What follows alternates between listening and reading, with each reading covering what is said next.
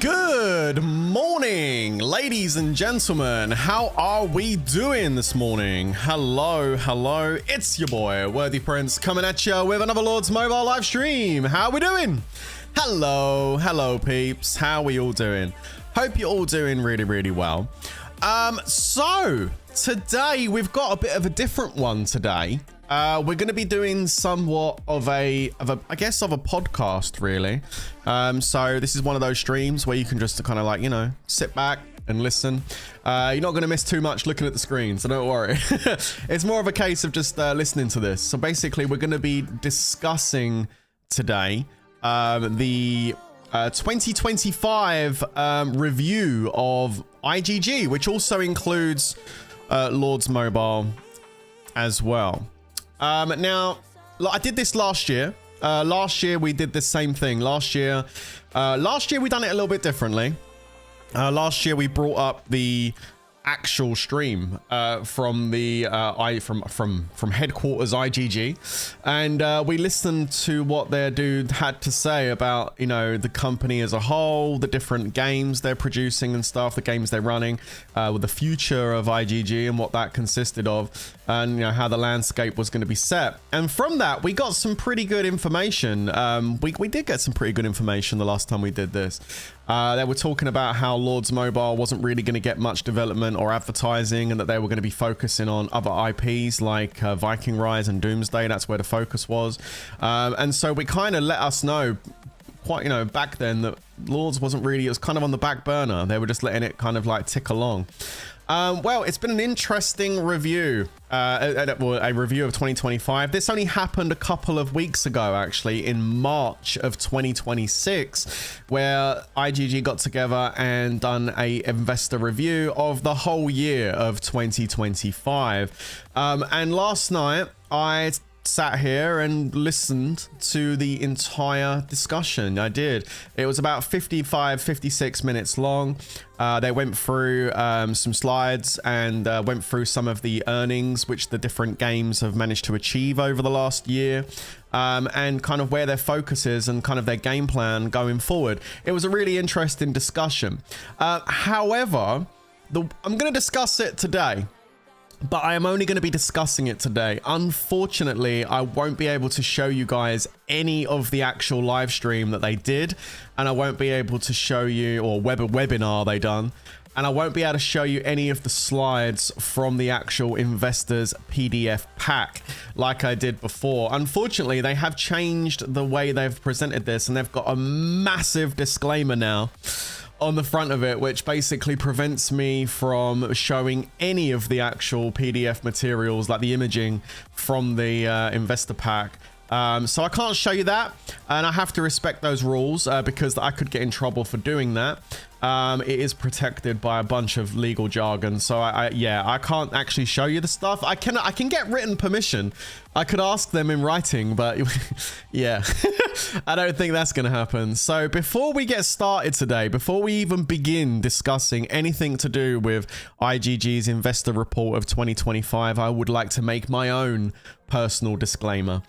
And that is, the following discussion is based on the IGG Incorporated company investor report from March 2026 and is intended for informational and entertainment purposes only. Please note that I am not a financial advisor, and this commentary does not constitute financial advice or an invitation to invest. In accordance with the group's copyright and distribution policies, I will not be broadcasting or reproducing any images, slides, or proprietary graphics from the report. This stream consists strictly of independent analysis and verbal commentary. All the views expressed are my own and are not affiliated with or endorsed by IGG Incorporated. There we go. Now we've got that legal jargon out the way. I'm actually going to go ahead and just talk about it for a little bit and give you guys a bit of a heads up as to how IGG is doing as a whole, and what kind of things they discussed with regards to Lords Mobile and what it means for Lords Mobile going forward. So there were definitely some interesting statistics which IGG brought up about their company as a whole, especially to do with the other IPs, and we're gonna go over that and discuss that as we go forward. If you've got any questions, by the way, by all means fire away. I'll definitely do my best, but I'm gonna go ahead and just go over a few things just to start us off with. Okay, so you know, IGG is a company, they're doing pretty good as far as like, you know, their revenue they brought in, you know, the amount of cash the company holds, those kind of things, that's all looking pretty healthy. They'd say they've got over 1.6 billion gamers across the world. Okay, I mean that's quite a lot, and they're also stating that they've got 84 million active monthly users as well over the course of 2025. That's how many they have. It's quite a lot. Gamers constitute only about 17 million of that though, apparently, and the majority of that is actually from their other apps they use. They've not just got games, they do a lot of other apps, mostly around China, I think, like mainland China, but for the most part it's that's where they get a lot of their users from. But 17 mil apparently is what constitutes the gaming market as far as monthly active users. Okay, that's pretty good. There was something I want to mention as well, which is really interesting that they discussed, was the fact that, and I think this would help IGG, and I think it would also help a lot of other companies as well, game developers, is I believe they mentioned that Apple and Google Play Store have actually reduced the fees which they charge to game companies, like developers, to actually put the games on the actual platforms, which is a big thing actually. I thought that was actually pretty cool when they said that. I think they've reduced it down by like 5%. I think it was a 30% fee that developers had to pay to Google and Apple, and I think Apple and Google have reduced that down to 25%. So they're like saving 5%. You know, money they're less money they're spending out on fees to the distributing things like Apple and Google. So that's actually pretty good. So that's more money that they will make. And I think one of the investors asked the question during the report, what are you going to do with that extra money? Like, now you're saving some money on the fees with Apple and Google. Like, what are you going to do with that extra money? Are you going to like invest that into further R&D development of new games and stuff, or the existing games? Like, what's the plan? I think the response from IGG was, you know, they will assess where that funds is the best actually to be placed. But I think one of the things they mentioned was they would possibly put that into marketing, like maybe enhance the marketing budget with that to promote, you know, to promote the games and services that they provide and stuff. So it's kind of cool that they're actually able to save money off of that, which is good.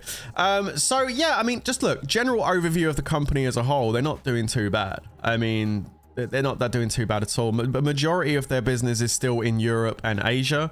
They do have a good amount in North America. I think it constitutes for, it says here, 19% of their business is over in North America now, 36% in Europe, 41% in Asia, 4% in like Oceania, Africa, South America, that kind of thing.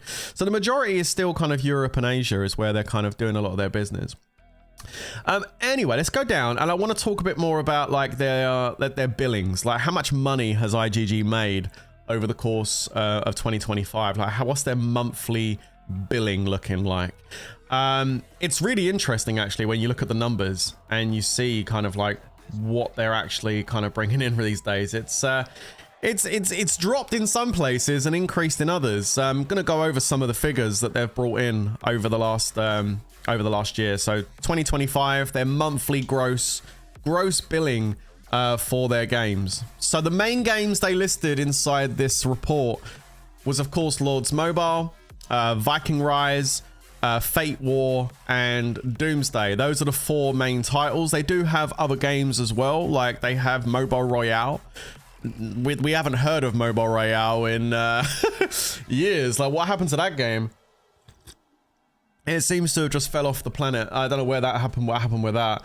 I don't even know if that's even getting any support anymore. I really don't know. But let's talk about numbers. So Lords Mobile monthly gross billing was 190 million Hong Kong dollars per month.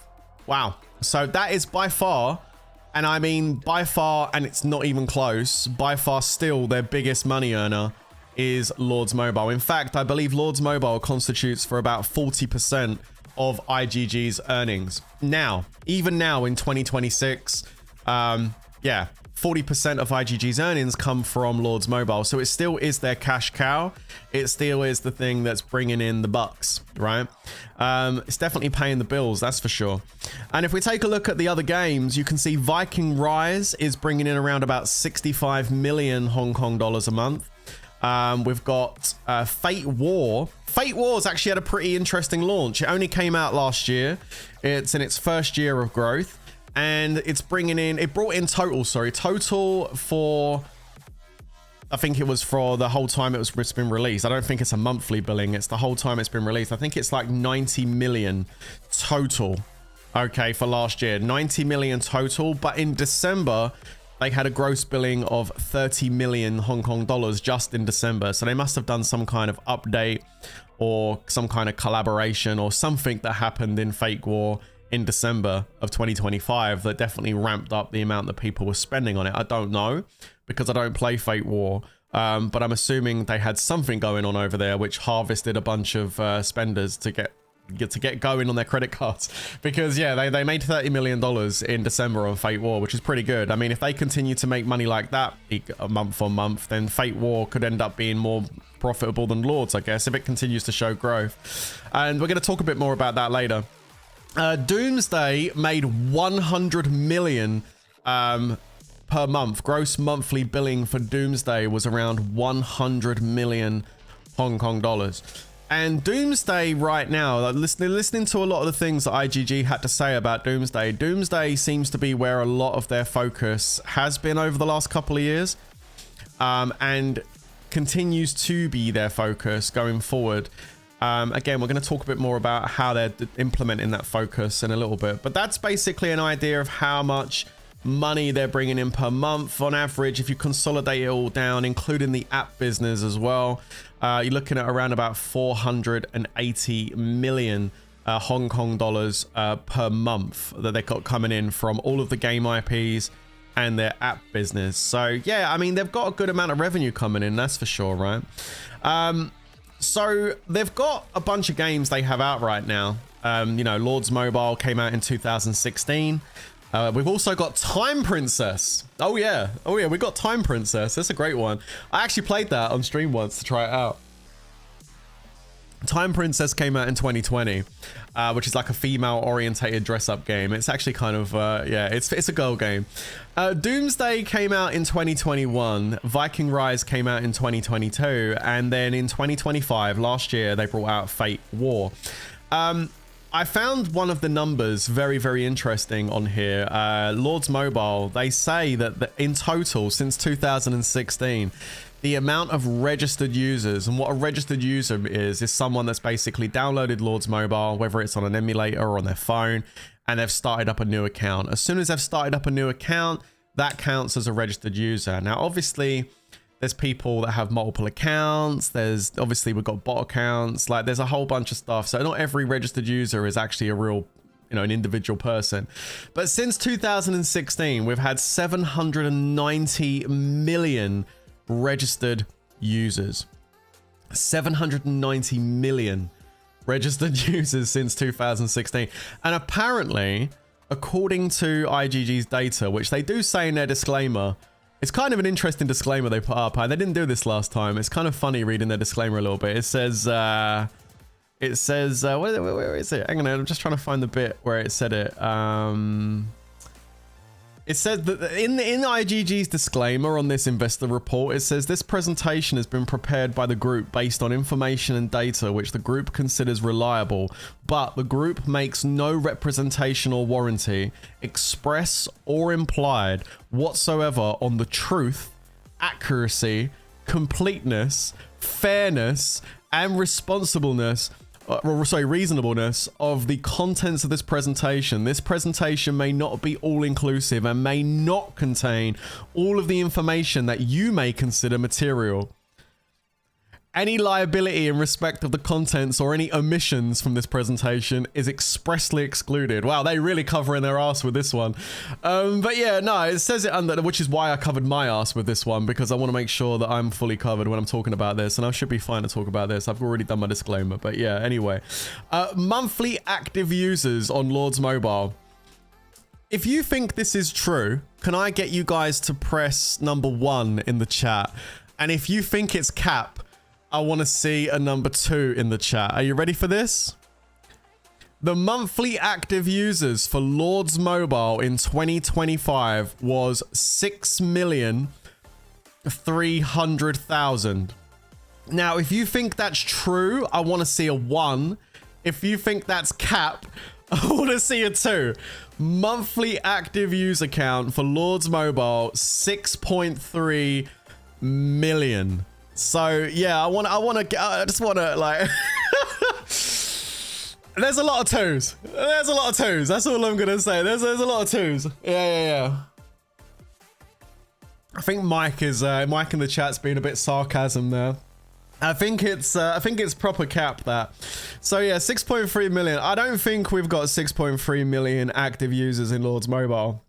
I think like maybe, I don't know the percentages, right? I would be pulling a number out of my ass, but I would probably say at least 50% of that, maybe more, is bots. You know, like it really is. I mean, at this point, I'd be surprised if there's 1 million active users playing Lords Mobile. Like, I would be surprised if the real number was 1 million. I'd be surprised if it was that. But 6.3 million, I think that's mega overinflated. I think bot accounts constitute for a high percentage of that active user count, because the thing is though, for IGG, the data is going to look like an active user. You know, the bot logs into a Lords Mobile account, and that's what I believe they're constituting as an active user, someone that's actually logging in. But when you've got bot accounts logging into hundreds and thousands of accounts, then the numbers are wrong. They're inflated. So yeah, I think, I mean, there's people, Supreme MOBA in the chat has said 10,000 would be reasonable. Yeah, I know. It's way less than 6.3 million. That's a massively overinflated number. Okay, so Doomsday apparently has got a monthly active user count of 5.3 million, which is that's actually pretty good if that's true. I'd done some due diligence before I went live today and looked to see what the general community vibe is on Doomsday as to whether or not it's got the same bot problems that Lords Mobile has. Like, Lords Mobile, it turns out, has a much more significant bot problem than what Doomsday has. Now, that not to say there isn't no bots in Doomsday. From what I read online, there is bots in Doomsday, but it's more for admin stroke farming type things, not really on the war aspect, whereas Lords Mobile has a bigger problem where it's not just bot systems that are being used for the farming and the resources gather, the resource management, and the day-to-day stuff. In Lords Mobile, it's being used for the war aspect as well, which is, you know, the gameplay of the game. So that's obviously a huge problem. So like, Lords Mobile in comparison to Doomsday has a much bigger bot problem. But obviously there is still bots in Doomsday. So again, 5.3 million active users probably is somewhat inflated. It probably is less than that. But again, I'm just pointing out that from my research, it looks like it's not as bad over there as far as, like, you know, what they're using those bots for. And then Viking Rise, 2.2 million active users, supposedly. You know, and then Fate War in the last year apparently has monthly active users of 1.2 million. I think that's probably more accurate. I don't think Fate War has suffered the bot problem yet. I mean, it's probably going to be on the way, no doubt, because that's generally what happens across these games. But yeah, Fate War doesn't seem to be having that issue, I don't think. And 1.2 million active users, if that's right, is actually pretty good. That's actually pretty good. It's not too bad if that's real.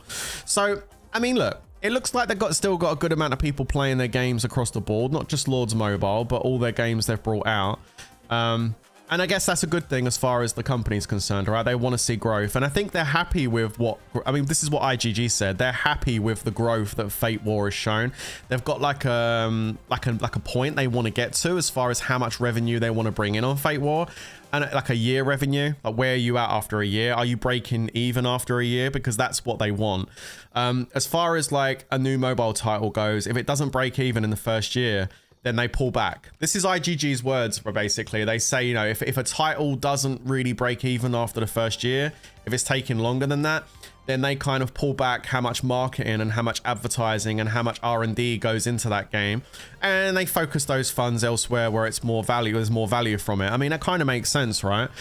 They said that Fate War is not quite there as far as like breaking even in a year, but it's pretty close. Like it's only like a couple of months over extra. Instead of breaking even over 12 months, it's more likely going to break even over like 14 months, which is what they said. And I mean, that's positive. That's definitely positive for you merge servers over there. Wow. So they're actually merging servers over there. That's crazy. So yeah, no, they need to do that on Lords. But yeah, no, like it's definitely positive. It definitely looks like Fate War has got some growth. And also just talking about Fate War a little bit more is I actually wouldn't mind trying it again. I can't believe I'm saying that, but I actually wouldn't mind trying it again and giving it another look over. And I'll tell you why. It's because they said that when they released Fate War, they released it as a very heavy SLG game. And what that means in layman's terms is they made it very heavily monetized. They also made it very heavy as like the gameplay. Like the initial map when you go into Fate War back when it first released was really big. It took ages to do stuff. Like you were spending like maybe up to 10 hours just getting through like the initial phases at the beginning of the game before you actually get to like, you know, the mid game kind of thing. Like it was taking too long. It was too clunky, too much there, too heavy. So they lightened it up apparently. Like after about 6 months, I think, into last year, around about July, August time, they actually done an update on Fate War and they made that early game a lot more accessible, a lot more casual, a lot more lighter is how they pronounce it. That's the terminology they use, a lot more lighter. And so yeah, like I think the new game experience in Fate War has definitely had a bit of a boost. There was some stuff which I did find slightly concerning, is the fact that they, you know, they have ramped up the word they use. I can't believe they use this word. The word they used is harvesting. I'm just I know they're harvesting the crops. Yeah, no, like they talk about going through a period of harvesting, which I don't know really. I mean that translates to me like that's how they're harvesting the player base to increase the revenue. I mean, that's literally what it is to them. Harvesting is like meat, you know, they're eating the meat, but not killing troops. In this case, it's just emptying your bank account, right? But yeah, no, like they're going through a period of harvesting, especially now, like going into April, going into end of March, April. They were talking about some new updates they were bringing out in Fate War. Again, I don't play the game, so if there's any Fate War enjoyers in the chat, maybe you guys can elaborate further on that. But apparently after this meeting, they talked about potential updates coming to Fate War at the end of March and in April, which were going to potentially increase revenue. And while we're on the topic of adding things into the game and increasing revenue, this is a really good point to mention something else they mentioned during this broadcast.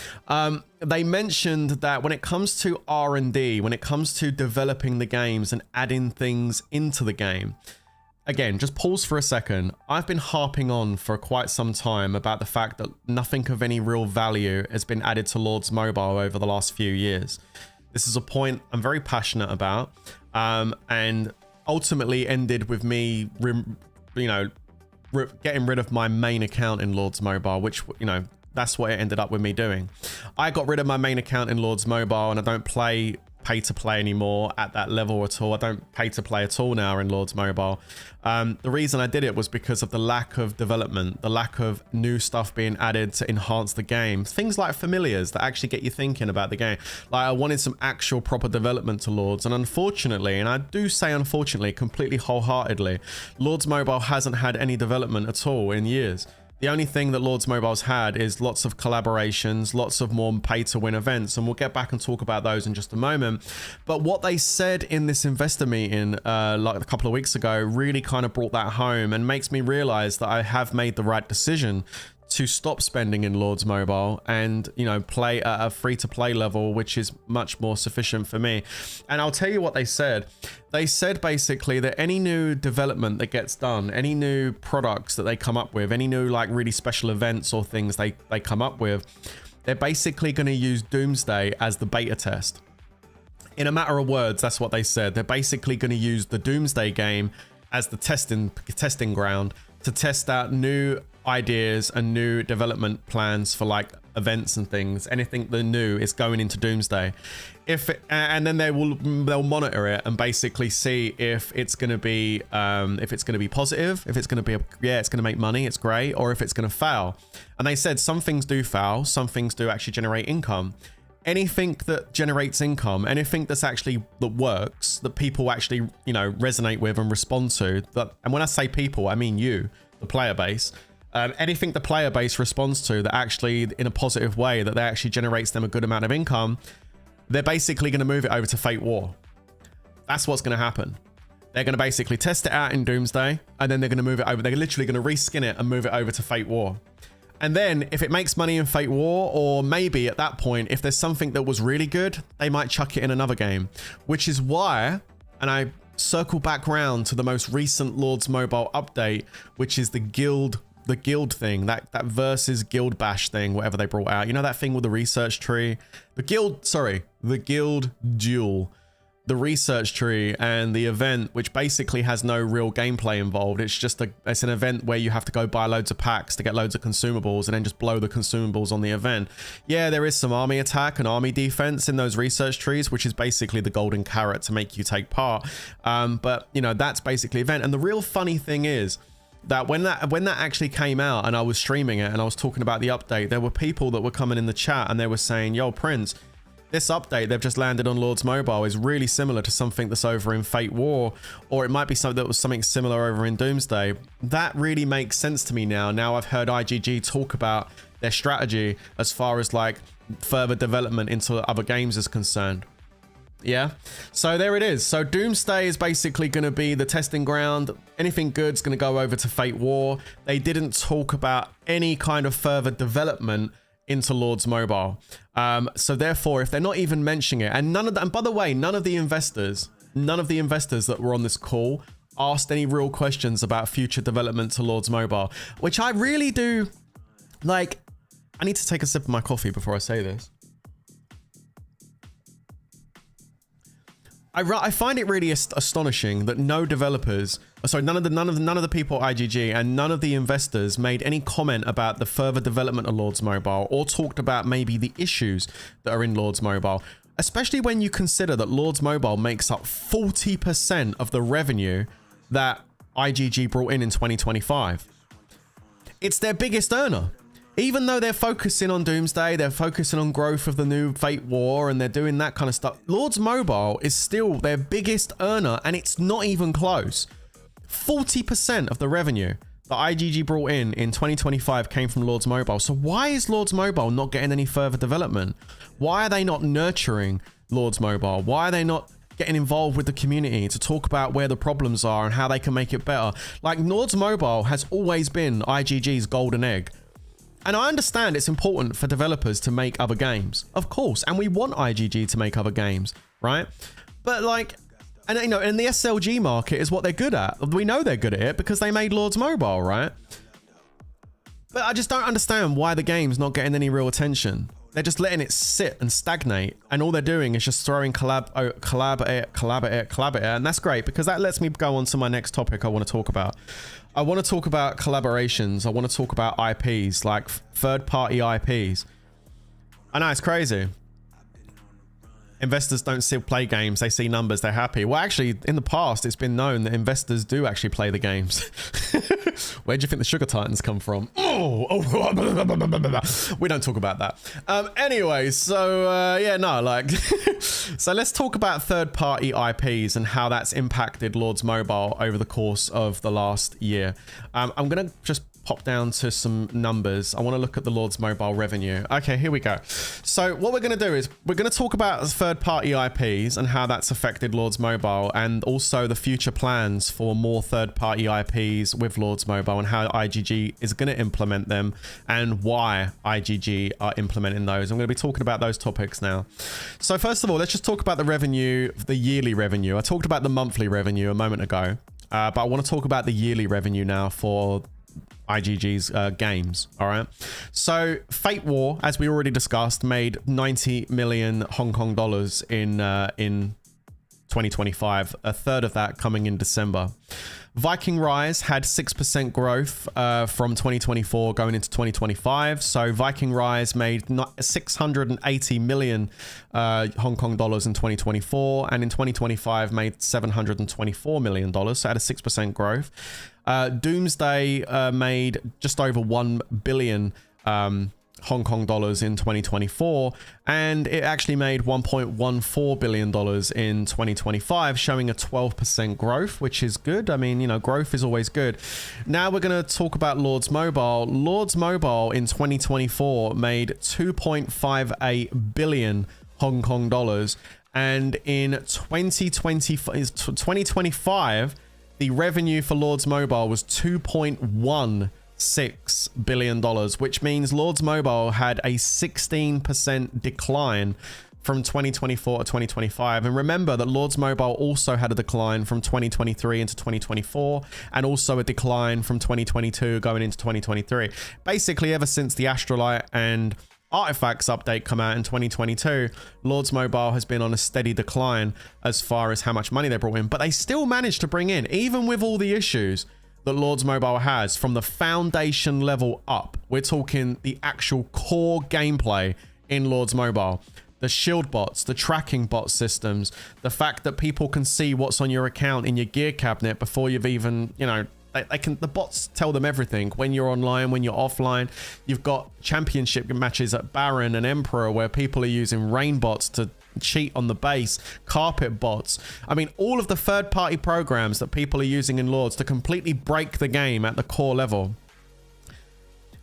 Even with all those issues, and even with the fact there's been no real development of the game in 3 years, and literally all we've had is pay-to-play event after pay-to-play event squeezing the wallets, and you hear of so many people that are quitting and stuff. At the end of the day, numbers don't lie. They are still bringing in over 2 billion Hong Kong dollars in 2025. So clearly, this tells us a lot of things. It tells us that there are people that have had enough, and there are people continuing to stop putting the money into IGG. I mean, they had a 16% loss, year-on-year loss between 24 and 25. So yeah, there are people still obviously pulling back, but there is clearly a large number of the player base, especially obviously the pay-to-win player base, that don't care. I mean, that's what I'm reading from this. That's how I take it. I mean, I think there's a big number of the player base still playing the game that literally don't care about the bots and just see the bots as part of the game now. You know, like a few years ago, maybe people were making more noise about it. Maybe it was more taboo. Maybe it was more of a, oh, you're using the bot? Oof. You know, but now I think if you're a war guild in Lords Mobile, you have the bot. It's really quite simple. And I think players got to the point where they were like, well, I mean, it's just part of the game now. And IGG, as much as I'm sure they are aware of this issue, of course they're aware of this issue, they turn a blind eye to it. Because the people that are using this bot system are supporting their game. The people that are using this bot system equate for 40% of the revenue that comes into this company.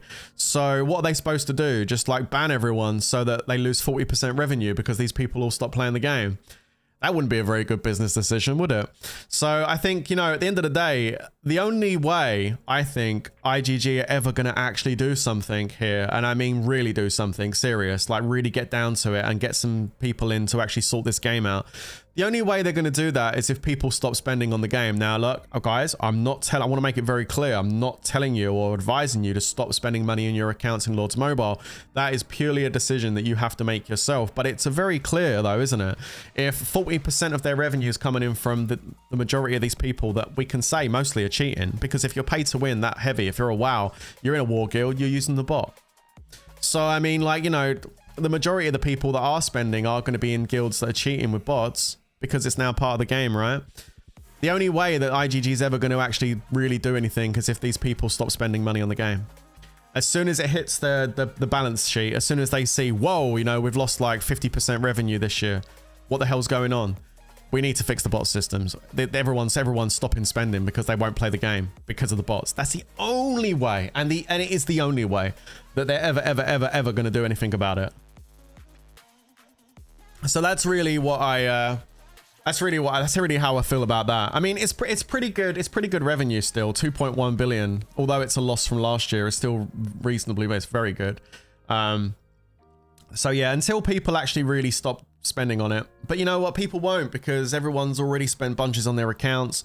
They're already kind of like, you know, oh, I don't want to miss that castle skin. Oh, I don't want to miss that, you know, the FOMO. Ooh, I don't want to be weak. You know, it's too much ego involved. People aren't going to quit. There's too many people that have got ego, people that don't want to lose stats on their account when they've already spent so much. you know, there's people that are addicted. There's addiction too. That's part of it too. Like it's not all of it, but it's a percentage of it. Like it all comes into one. And that's why, unfortunately, I don't see that changing. But we have 16% reduction. So people are obviously stopping playing and also stopping spending. So I guess we're just gonna have to wait and see on that one, right?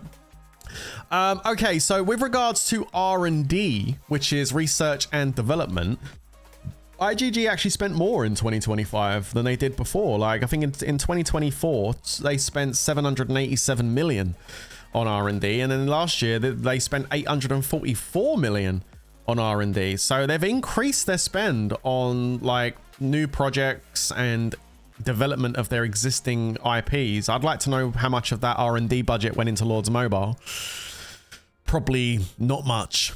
Not much. Like I said, the things they're doing, they're putting into Doomsday, and if they're good, they're moving them over to the other apps. And if maybe, possibly, they will chuck something over to Lords. They'll give us a bone every now and then, right? As far as the company as a whole goes, with regards to like their cash position, obviously it's important for a company to have a solid cash position. That actually increased year on year from December 24 to December 25. December 24, IGG was sitting on 2.2 billion. Sorry, 2.2 billion in Hong Kong dollars. That's cash in the bank. And in December 2025, they raised that up to 2.41 billion in cash in the bank. So that's good. This shows they've got good capital. Good money behind them, so they, you know, that as a company they're not going bust anytime soon. So that's pretty good. There's a lot of information they gave, or what they spoke about when it comes to the actual investor side of it. I'm not going to go into all of that because I find that boring, and I don't think anybody's really interested in hearing about buybacks, share buybacks, and dividends and all that kind of stuff. But they obviously this is an yearly investor review, so they, you know, the investors were obviously asking questions about dividends and asking questions about how, you know, what kind of returns they're going to be getting and stuff, because that's what it's all about for an investor, innit? They invest in with shares. They want to make sure they're going to be getting good dividends, good paybacks back. And IGG spent some time talking to the investors about how dividends are going to be working in 2025 going to 2026, and you know what they can expect. I think the TLDR is that dividends were going to be up, and profits were going to be up, and they will be able to pay back to their shareholders more money than they had before. So I guess for shareholders and people that are investing, I guess that's good, right? They're going to be getting more money for their investments. So yeah, that's how that works. So the other thing I want to talk about is to do with the third party representation, as in IPs, third-party IP representation in Lords Mobile. This was something they did discuss, okay? This was something they did discuss. They talked about the revenue that Lords Mobile made and where that revenue came from. Like, what was the driving force of the revenue they generated for Lords Mobile in 2025? It constitutes for 40%. I've said it a few times, 40% of their total revenue. So where did that revenue come from? What did Lords Mobile do that generated that money? Well, according to IGG, what has been a huge driving force in the Lords Mobile part of it is basically the third-party IP. So things like Tokidoki, Angry Birds, you know, these collaborations, you know, what's the Pacific Rim, like these kind of things that they done in 2025 were driving forces. According to IGG, putting up an IP like Angry Birds or Tokidoki has enabled them to break into foreign markets with using the driving force of these third-party IPs, and it's also brought back existing players of Lords Mobile, people that's played Lords Mobile, quit Lords Mobile, and then they find out that Angry Birds is in Lords Mobile, or they find out Pagani's in Lords Mobile, or they find out Pacific Rim's in Lords Mobile, and they're like, oh, I like Angry Birds, I'm gonna go log back into Lords Mobile and see what it's all about. And so maybe they're basing how good it is based on the active users coming back, I guess. But hey, it generated revenue.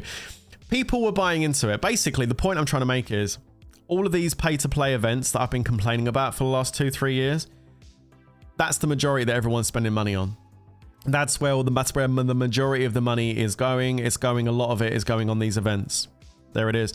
And apparently it's doing really well And apparently it's bringing back old players as well. I don't know, but what we do know is they made over $2 billion last year. So the people are obviously buying it. I know there's another Tokidoki collaboration coming. I saw it. People are obviously buying into these third-party promotions they're doing, these third-party IP promotions.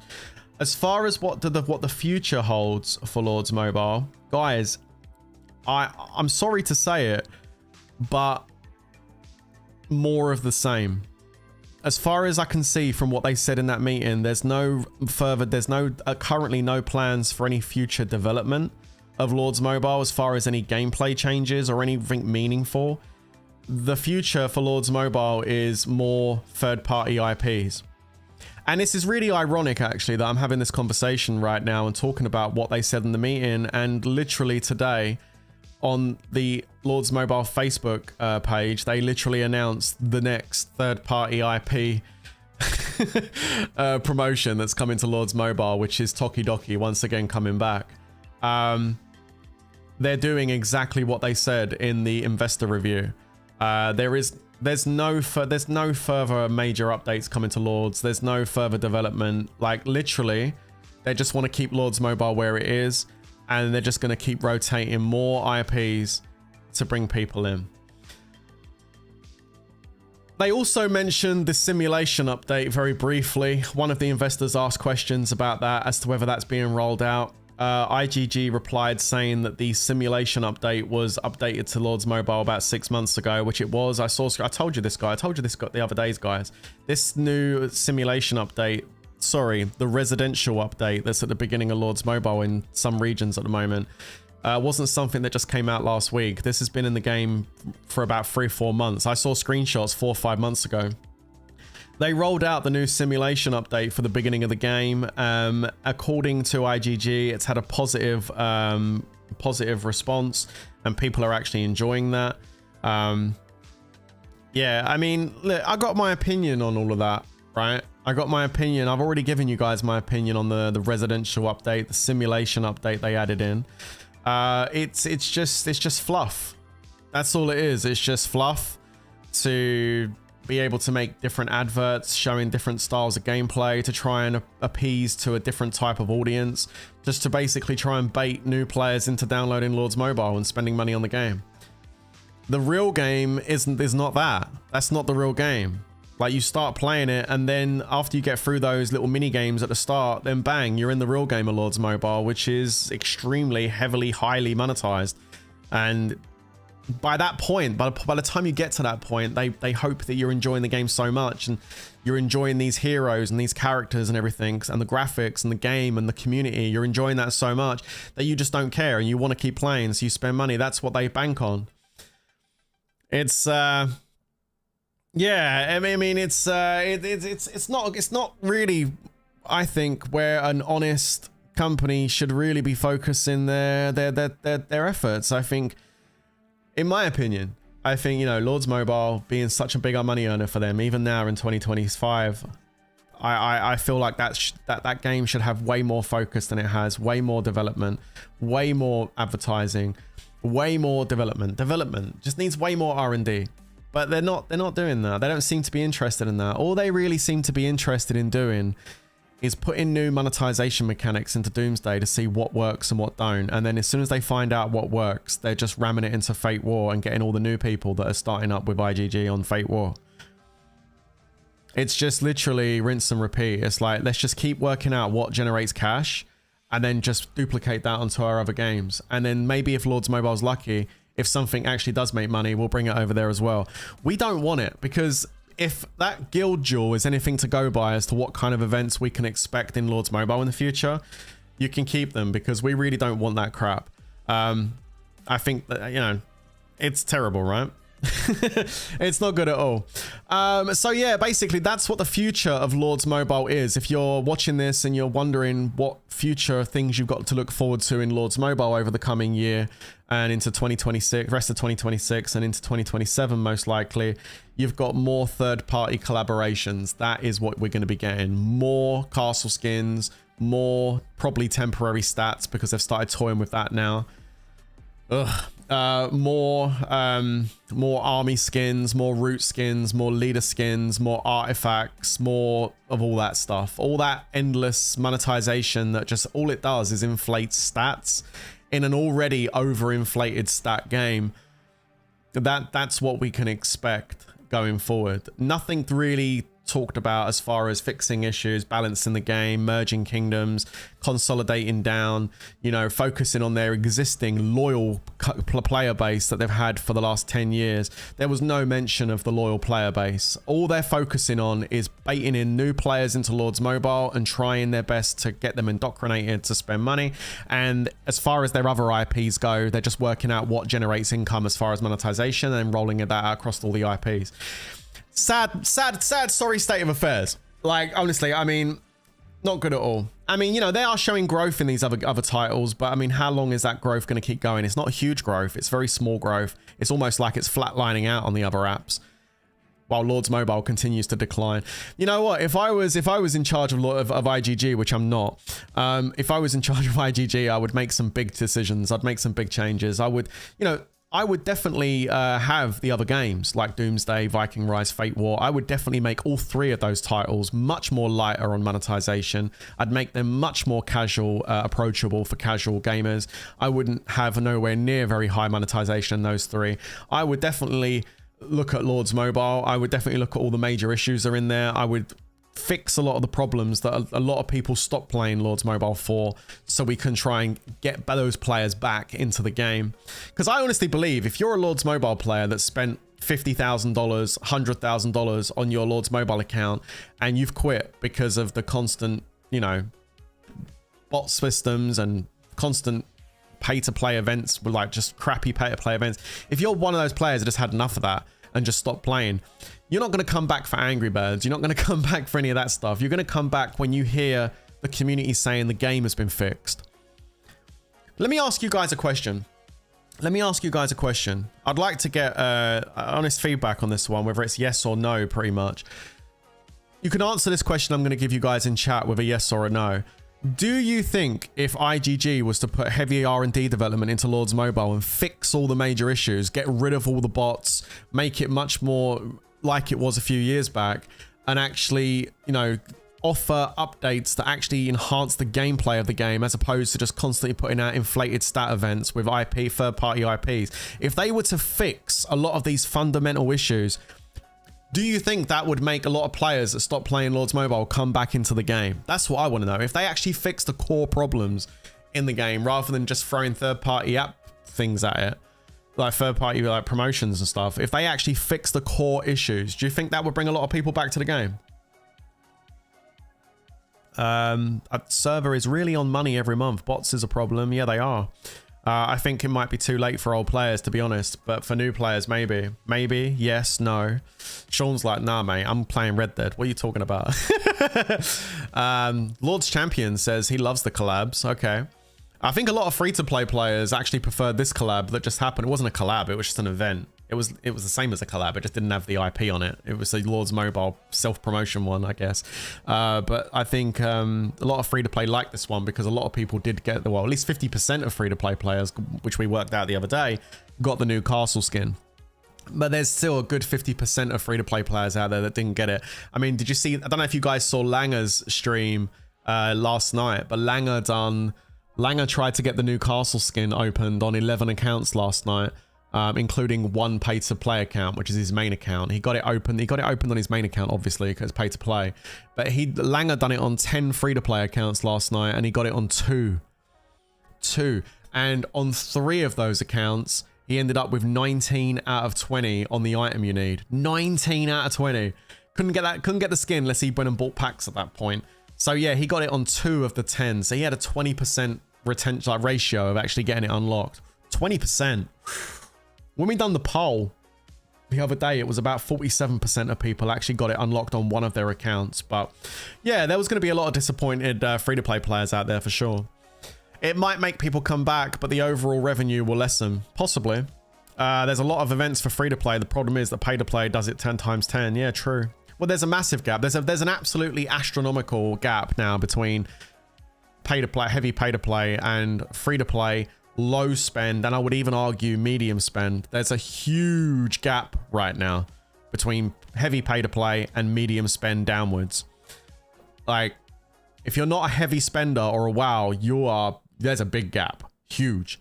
And I think balancing that a little bit would be definitely something I would look at for sure. Yeah, IGG did you dirty. They did, bro. I felt really bad for you watching that last night, mate. Dude, 2 accounts out of 10. That's rough, mate. That's rough. Jen says, I think it's more that people stop quitting but coming back. I don't want to spend over $50,000 in any mobile game. I don't think anybody wants to spend $50,000 in a mobile game. I think that's absolutely ridiculous. And I honestly, I'm a strong believer of, you know, if you were to make a mobile game and actually make the spending much more reasonable, like way more reasonable than that, I think more people would play it, you know? I think more people would play it. I mean, what would you rather have, chat? Would you rather have like 100 people spend like $5,000 each on some new update? Or would you rather have like 5 million people spend $100? You know what I mean? I think quantity over amount. Quantity over quality in this instance, I think is more important. I think if you were to, like, leader skins, for example, leader skins in Lords Mobile can cost anything from, what do you reckon, like $500 to over $1,000. I think I'm pretty accurate with that. I think like you can get a leader skin technically if you buy like the $1-2 Dazzling Stars pack and keep buying that $2 pack over a long period of time and build up your Dazzling Stars or build up your, what is it, your coins for the special lab tycoon, and then you can go ahead and like smash them out in one go after saving them and you can get a leader skin, right? So technically speaking, you can do it cheaper and get a leader skin. So that's why I say let's just call it $500 to over $1,000 for a leader skin in Lords Mobile, one leader skin, and there's multiple, right? Not that you need all of them because they're all kind of irrelevant. If you've got one, you don't really need another one, but still, like, unless you're like an Emperor min-maxing kind of thing, then I guess, right? But its stats are so inflated now that 1% don't do shit, so it's really no point, right? But the point I'm trying to make is, why do that? Why have it so that it costs that much? If you were to make the leader skins more affordable for more people, like if you were to make it like, I don't know, let's just say you can get a leader skin for like $50. $50, I think that's still quite expensive as far as like a cosmetic skin in a video game. I think $50 is probably double the price of a Diablo 4 skin, right? You can get a full hero skin in Diablo 4, including weapon skins and everything, for about $20-25. So even if Lords Mobile was to make it double the price of a Diablo 4 skin at $50, which is incredibly expensive, even doing that, they would actually probably get so many more people that are like, oh yeah, screw it, I want a leader skin. $50, I'll do it because I really want to have that leader skin. They'd get way more people actually spending on it. They'd probably make more money in the long run. But instead, they literally put out of the market practically most of the player base by making it so expensive. You know, that doesn't make any sense. It doesn't make any sense to me. And it's like, they could try this. They could test it. It's very easy to test it. Like, all IGG's got to do is say, okay, I tell you what, let's test it. Let's put a leader skin out and let's put it at a much lower price. Let's put it at like $30, $40. Make it really good as well. Make it a really good leader skin and put it at like $30-40. Let's see how much money we make. I mean, IGG, what have you actually got to lose in doing that? Do you know what I mean? Like, what actually have you actually got to lose in doing that? I mean, I don't understand why they wouldn't even test that theory. I would. I'd do it tomorrow. I would get one of my artists to draw up an absolutely fucking banging leader skin with really good animations and everything, and I'll be like, right, put it in the game for $30. Let's give everyone a leader skin. $30, they can have it. Straight up, it's going to cost you $30. Put it in the game and you see how many people buy it. Guaranteed, man. Guaranteed. You know what? And to really make... yeah, there's nothing else to it. I would say that. So I have to buy Diablo 4. No, you don't have to buy Diablo 4. Diablo 4 is great. I like it. It's actually on Game Pass. You can get it on Game Pass. And many others, I guess, probably would have paid for a leader skin if it was only $50. But crazy to think about, you could buy a full price game instead. I mean, full price game, dude. I mean, yeah, you're right. $50, you can buy a full price game. $50, I can go and buy Elden Ring. I can guarantee you're going to have more fun with Elden Ring than you are with a leader skin in Lords Mobile, that's for sure. But I mean, let's talk about the price they are now. $500 to over $1,000. What? So you got a choice. You can either get a leader skin in Lords Mobile, or you can go and buy yourself a PS5 and a bunch of games for it. Hell, you could buy yourself a PS5 and an Xbox One. Hell, you could buy yourself a low-end gaming PC for the cost of one leader skin in Lords Mobile currently. And Lords Mobile are maybe wondering why they're dropping 16% year-on-year revenue on Lords Mobile, and why they dropped revenue from 23 to 24 and 22 to 23. Why is Lords Mobile constantly losing money every year? Well, maybe it's because of the things you're putting in the game. Maybe. Just maybe. I mean, it might have something to do with it, right? I think possibly. Do it! Just do it! Yeah, come on! Yeah, but what have they got to lose, honestly? I think that's a really good idea. Okay. Anyway, moving on. Apparently their app business, which constitutes a whole bunch of different apps that they run, including really popular apps like the Holy Bible, and a weather app. Apparently that weather app and the Holy Bible app, plus other apps they currently run, has contributed to over 100 million Hong Kong dollars net profit annually. Sorry, not monthly, annually. So that's pretty good. They made a lot oh, actually it might be monthly. Actually, is that 100 million monthly? It doesn't say monthly. Annual review 1 billion. No, it is monthly. Around 100 million a month in app. So they're making $1 billion. Wow. Who would have thought that you could make $1 billion Hong Kong dollars? Wait, is that a million? I can't work out if that's a billion or a million. I think it's a billion. I think it's just over a billion. Just over 1 billion Hong Kong dollars annually in 2025 for apps like the Holy Bible and a weather app.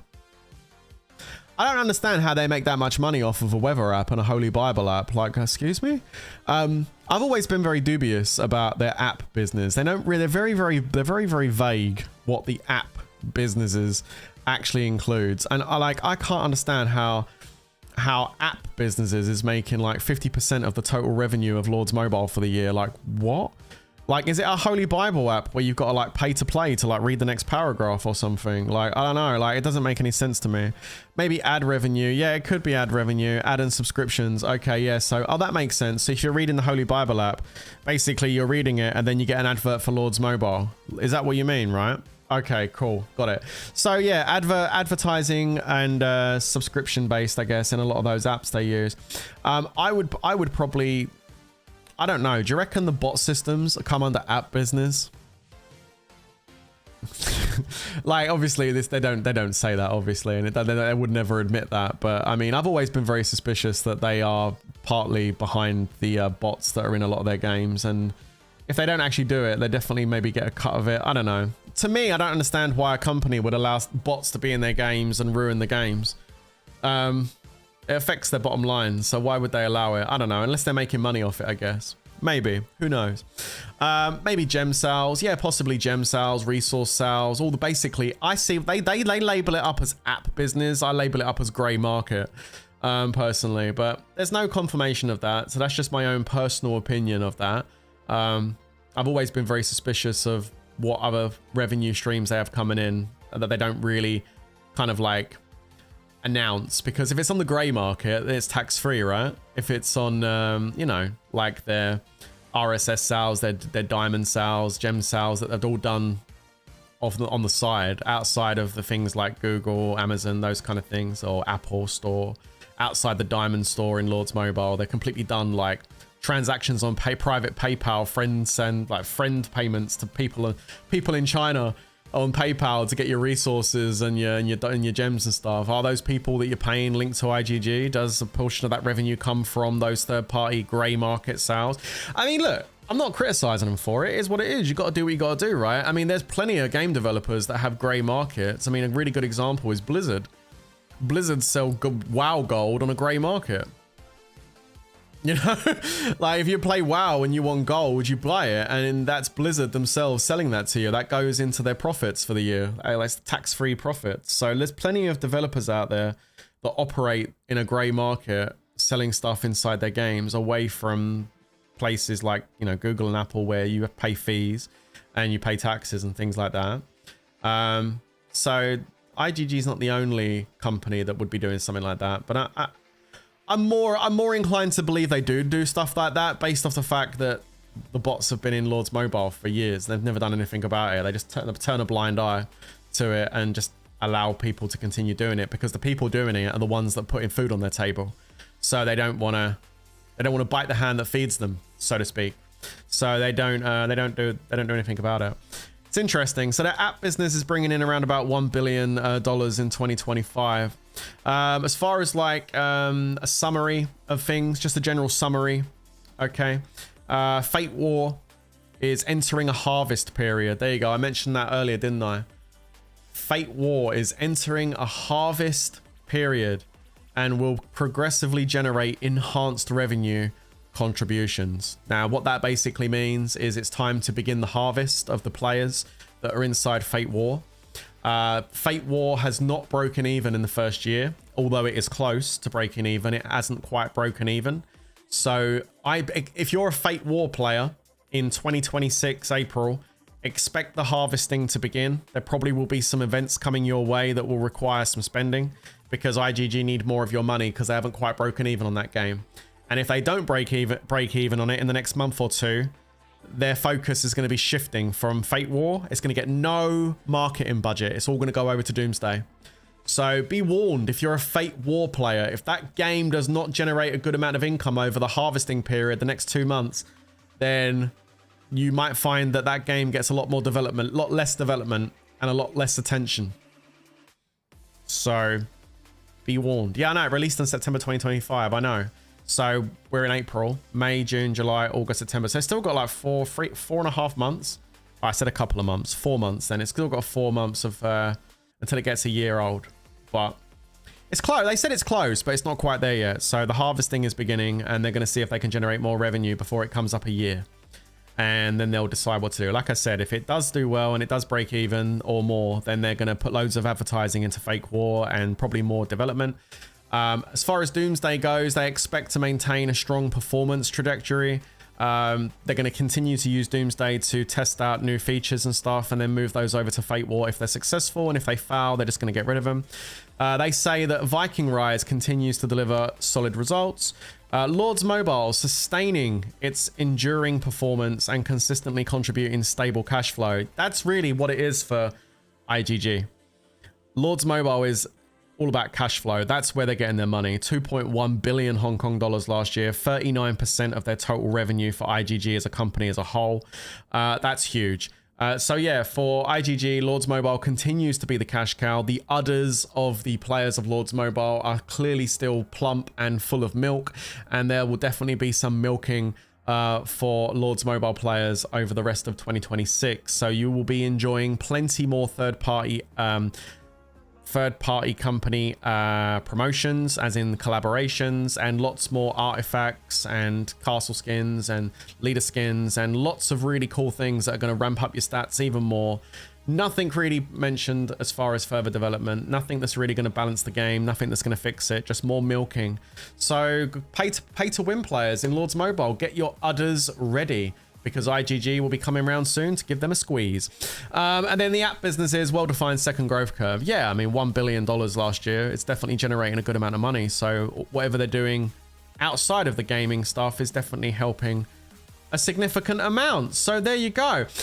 So yeah, that's basically it. I mean, there was also, like I say, talk about dividends, buybacks, market share, that kind of stuff. Not really too interested about any of that. There are going to be some new games which IGG are going to be bringing out. By the way, there is stuff in the pipeline. I can't show any of these images. I would love to show you the images of the potential games that are coming out for IGG in the future. They were also saying that there is 2 new games which are in development right now, which might be going into early phase testing in August this year. So there are going to be potentially, 2 new IGG games coming out this year, maybe. possibly early access, or at least going into testing around August, September time. I don't know which ones specifically, but there is a new game called Project AOI, which looks like some kind of like Monster Hunter type style, anime type game based on the image I'm looking at. Looks kind of interesting. So that's a new game, Project AOI, SLG.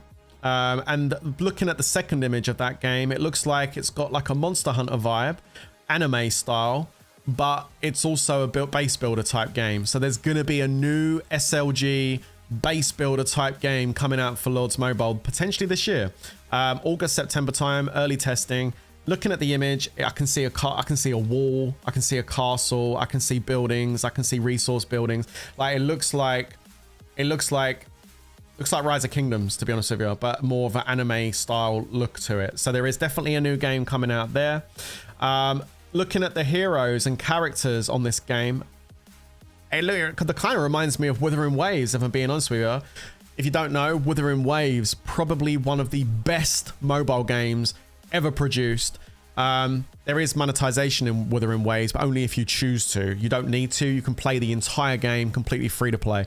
Wuthering Waves, in my opinion, if I was going to do a ranking of 1 to 10 on best mobile games to play, Wuthering Waves will be number 1. Number 1 on the list. I tried to play it on this channel. I can't tell you how much I was hoping that Wuthering Waves was going to take off on my channel when I started playing it. I got over 300 hours in the game. Unfortunately, it looks like my Lords Mobile audience didn't resonate with that game, and the viewership was through the floor. It's really such a shame. But yeah, no, I still to this day play Wuthering Waves. I do it all off stream. But I really love the game. I think it's a fantastic mobile game, completely free to play friendly. And you can even save up a lot of the items, and then when a new hero comes out, if you want it, you can actually save up the items and then go and blast it and get the hero unlocked. Even it's so good.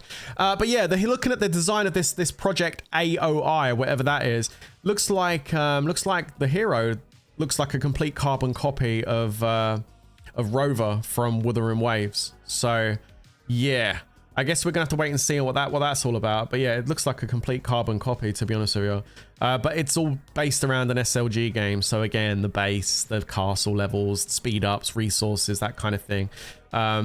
So that's basically one of the games they're looking at. The second game, which they're also in production, is called Project GE. It's another SLG title. If you don't know what SLG means, it means simulation game. Another SLG game that's coming out, Project GE. It looks very cartoony. The first image I'm looking at depicts a picture of a building with soldiers using flamethrowers and little dudes on bikes. Looking at the actual gameplay, it looks very, very cartoony. This would definitely appeal to a more younger audience, I think. Looks like it's got real-time movement in the game, a bit like what Rise of Kingdoms does on the Kingdom map, where you can move armies around in real time. It looks like something similar to that. It looks like, again, soldiers and monsters, that kind of thing, but it's very, very cartoony looking. And that there is, and again, it's another base builder thing. You can see, and it looks more like the simulation update. You know that simulation update, the residency update they just put on Lords Mobile? Looking at the gameplay screenshots, it looks more like a simulation type game where you actually have buildings where you're upgrading things inside the buildings and gardens and things. It looks interesting. I mean, you know, I definitely would take a look at it, but that's the second game, Project GE. So there are 2 games which are in development, which could be coming out for early game testing around August, September time. And I'll just keep my ear to the ground, and, you know, when we get the chance to maybe try those games out and have a look and see what they're about, we could definitely possibly do that.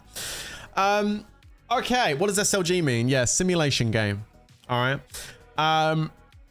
Why SLG? Come on, IGG, get some new things. This was a question that was actually asked by one of the investors. One of the investors asked IGG if they had any plans, future plans for making new game titles, new IPs that go into different genres. Maybe, you know, I mentioned the other day, it'd be really good if IGG made a card game, but made it with Lords Mobile IP. You know what I mean? You know, like when we play Witcher 3, we play Gwent.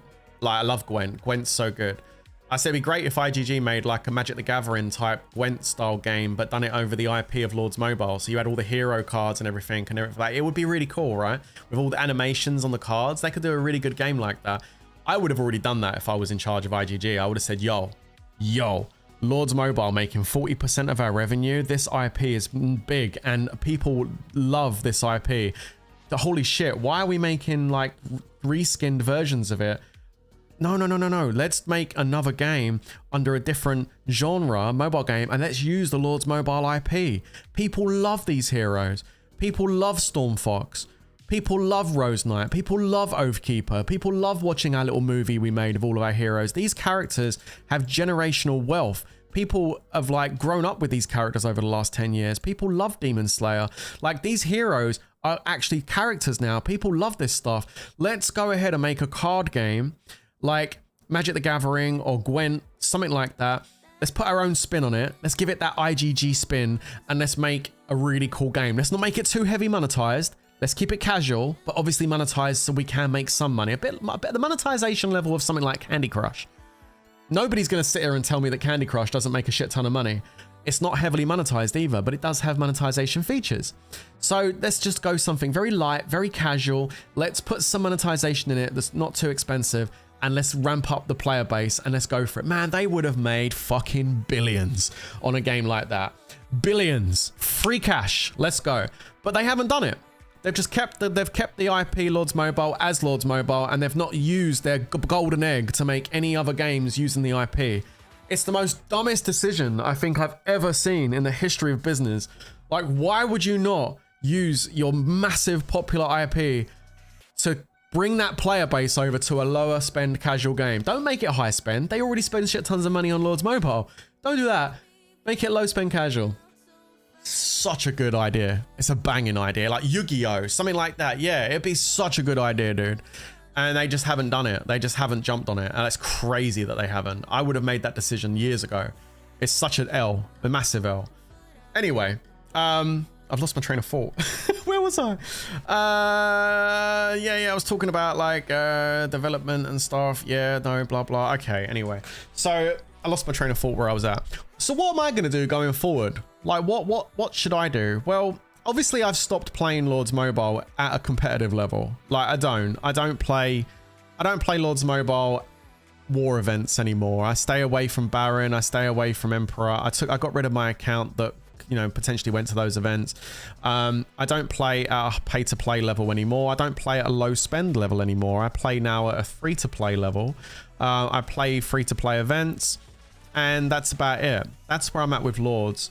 I don't commit to anything else beyond that now, because of not just the way the game's been over the last couple of years, but because of what IGG's saying is going to continue going forward. Like, I said this a year ago, or a couple of years ago, when I reviewed the previous investor discussion. You know, they said back then the focus is not Lords, the focus is Viking Rise and Doomsday.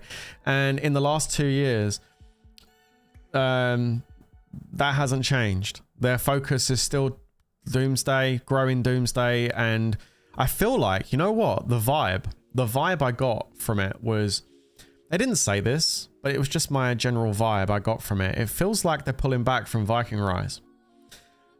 Guys, if you're a heavy spender in Viking Rise, I'd just be careful with you, because I don't know, like Viking Rise, they said in the documents, they said that Viking Rise is alright. Like, it's doing okay. Continues to deliver solid results. Yeah, I mean, it made 720 million last year, and it had a growth. It had an increase in growth of 6%, but I don't know. The vibe I'm getting is, I don't know. I don't think Viking Rise is gonna continue being big for IGG. I don't know. I never did like it. I mean, I tried it out. I didn't like the whole look of it. It just looked like janky reskin of Lords. Doomsday, though, apparently is doing pretty well. Doomsday continues to do well. Doomsday continues to show growth. I just worry that the reason why they continue working on Doomsday is because by moving to Doomsday, they've got rid of the bot problem, not by fixing it in Lords, but just creating a new IP. And they see decline in Lords. So if you're looking at numbers from a statistical point, they're probably thinking, why would we put advertising and R&D into Lords Mobile when it's had a year on loss? Can you imagine that conversation in the IGG head office when they discuss it? When someone says, hey, should we put some research and development into Lords Mobile? Should we Should we do some advertising, some heavy advertising on Lords Mobile? Should we spend any money on the game? Like, if you were looking at the numbers, you would say no. You would say, well, no, it's had a year-on-year loss, decline. Doomsday's had a year-on-year growth. Viking Rise is showing growth. Fate War is almost breaking even in the first year. Like 6 months in. So it's like, well, 6-7 months in, whatever. So it's like, why would they spend money on Lords? I think what they really need to do, though, is just look in the mirror and say, well, why? Why is Lords Mobile showing a decline over 2-3 months? It's because of the decisions you made 2-3 years ago. And the decisions you continue to make. Like, in one breath, they're turning around and saying, oh, you know, like, Lords Mobile's doing all right. You know, these third-party IPs are generating growth and it's bringing back old players. All right, that's great, but you're still showing a 16% loss on last year. So is it really benefiting the game? I don't know. It just seems like they are treading water with it, as opposed to, you know, working the game and working the community and trying to grow the brand. They just seem to have, they had a few years of success and made this really popular game, and now they're just treading water with it and just farming the community they got when it was popular, just to keep funding all their other stuff. I mean, that's how they're probably funding a lot of the R&D and a lot of the advertising that's going into Doomsday and Fate War. And they probably want to get there, and they probably want to get Fate War up and running and Doomsday more profitable, because they want to do it before the Lords Mobile bubble pops. That's what they're probably thinking. They're like, yo, let's get Fate War fucking up and running, and let's get Doomsday really going and cooking, because, like, you know, it's only going to be a matter of time before the Lords Mobile bubble pops. I hate that mentality. I think it would be so much better if they really just, like, turned around and said, you know what, let's nurture Lords Mobile. Let's fix the problems we've got there, and let's really grow this community back up to a thriving community. Because when Lords Mobile was earning money, they were earning like 2.1 billion. They were earning more than that, weren't they? I can't remember the exact numbers without going back and looking at previous reports. But in fact, I can actually go back and look at previous reports. Hang on a minute. I can go back and compare it. IGG and hold up. I can actually go back and check it. Hold on. Let's see if I can find it. Can have a look quickly. IGG. There we go. There it is. All right, let me have a quick look here. So let me go back on some of these investor reports and have a look at some of these previous figures. So if we look at the financial, if I look at the financial report from 2020, yeah, this will be a good place to go back to. So 2020, so we're going back 6 years. All right, now this is before the Astrolite update. This is before Astrolite. This is before artifacts. Like, this is before all of that. So let me have a look and see if I can spot how much revenue Lords Mobile brought in. Year ending 31st of December. I think that is that 6 billion? That might be 6 billion US dollars, maybe, I think. In 2020, 6 billion. I'm doing this on the fly very quickly. I didn't have this prepared to compare from previous years, sorry. I'm just trying to get an idea of what Lords Mobile done. COVID was peak of most games. Yeah, no, true. COVID had a big impact for sure. I think it's I think it's 6 billion. I'm looking at the numbers now. Wish I could bring this up and show you, but they've changed the way they process their... I think because I maybe done a stream a year ago on it and actually critiqued their investor review, they put that disclaimer up this year and stopped me from being able to show the stream or show the slides or anything. I mean, I'm not saying I probably could. I mean, I might have been able to just do it, but I didn't want to take the risk. Not with how IGG are towards me. They might have seen that as an opportunity to strike me. So I was like, no, I don't think so. I'm just going to talk about it. Can't show any of that stuff. Lords Mobile, here it is. Lords Mobile, released in March 2016. This is 2020. First cross-platform, multi-language, real-time game design for mobile games with its compelling gameplay, Lords Mobile continues to enjoy enduring popularity and revenue growth in its 5th year of operation. As of 31st December 2020, it has over 370 million registered users worldwide and more than 13.7 million monthly active users. Holy fuck. Now, obviously, we know bots are around, so bots inflate it, but holy fucking shit. In December 2020, they stated on their management discussion and analysis that Lords Mobile had 13.7 million active monthly users. Wow. And in their 2026 operational data, they confirmed that Lords Mobile had a monthly active user count of 6.3 million. Now, obviously, we know that these are inflated numbers because of the bot systems, but still, that's a 50%. If you base it off the numbers IGG are giving, 13.7 million monthly active users in 2020 and 6.3 million active users in 2026. That's 50% player retention lost over 6 years. That's crazy.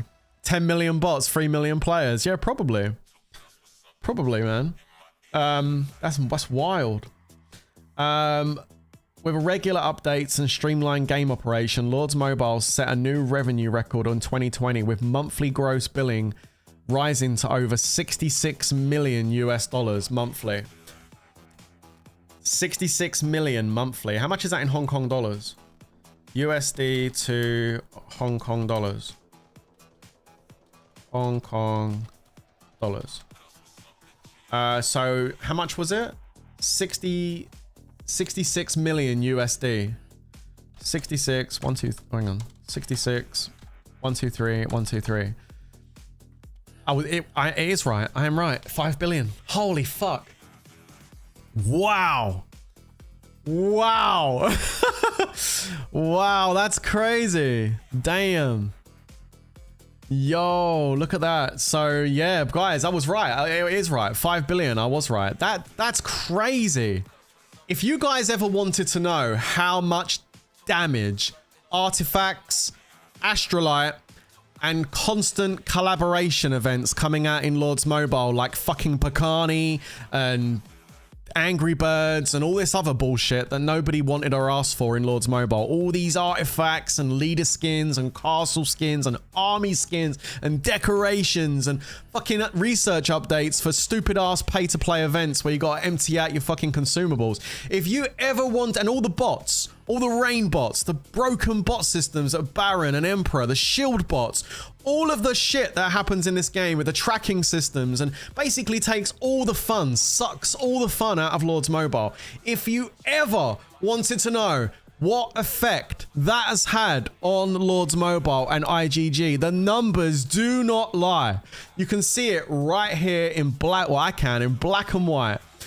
Oh my God, in December, in fact, forget December, in, yeah, monthly gross billing, no, $866 million, yeah, so in 2020, monthly gross billing was over 66 million US dollars per month in Lords Mobile, per month.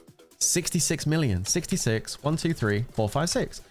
That is 50, hang on, 1, 2, 3, 4, 5, 6, 7, 8, yeah, 51, wait, what is that in Hong Kong dollar? 516 million a month. 516 million, not billion. 516 million, 526,096. Okay, let me get a calculator. I need a calculator for this. What's the yearly revenue? So monthly in 2020, Lords Mobile was bringing in 66 million USD, which is 516 million Hong Kong dollars. So let's call it 516 million Hong Kong dollars a month in Lords Mobile in 2020. Times that by 12, that gives us a rough yearly figure of 40, I think 500, yeah, times 2 times 12 is 1. Wait, that's wrong. Oh, I done divide. Shit, that's why it come out weird. Hold up.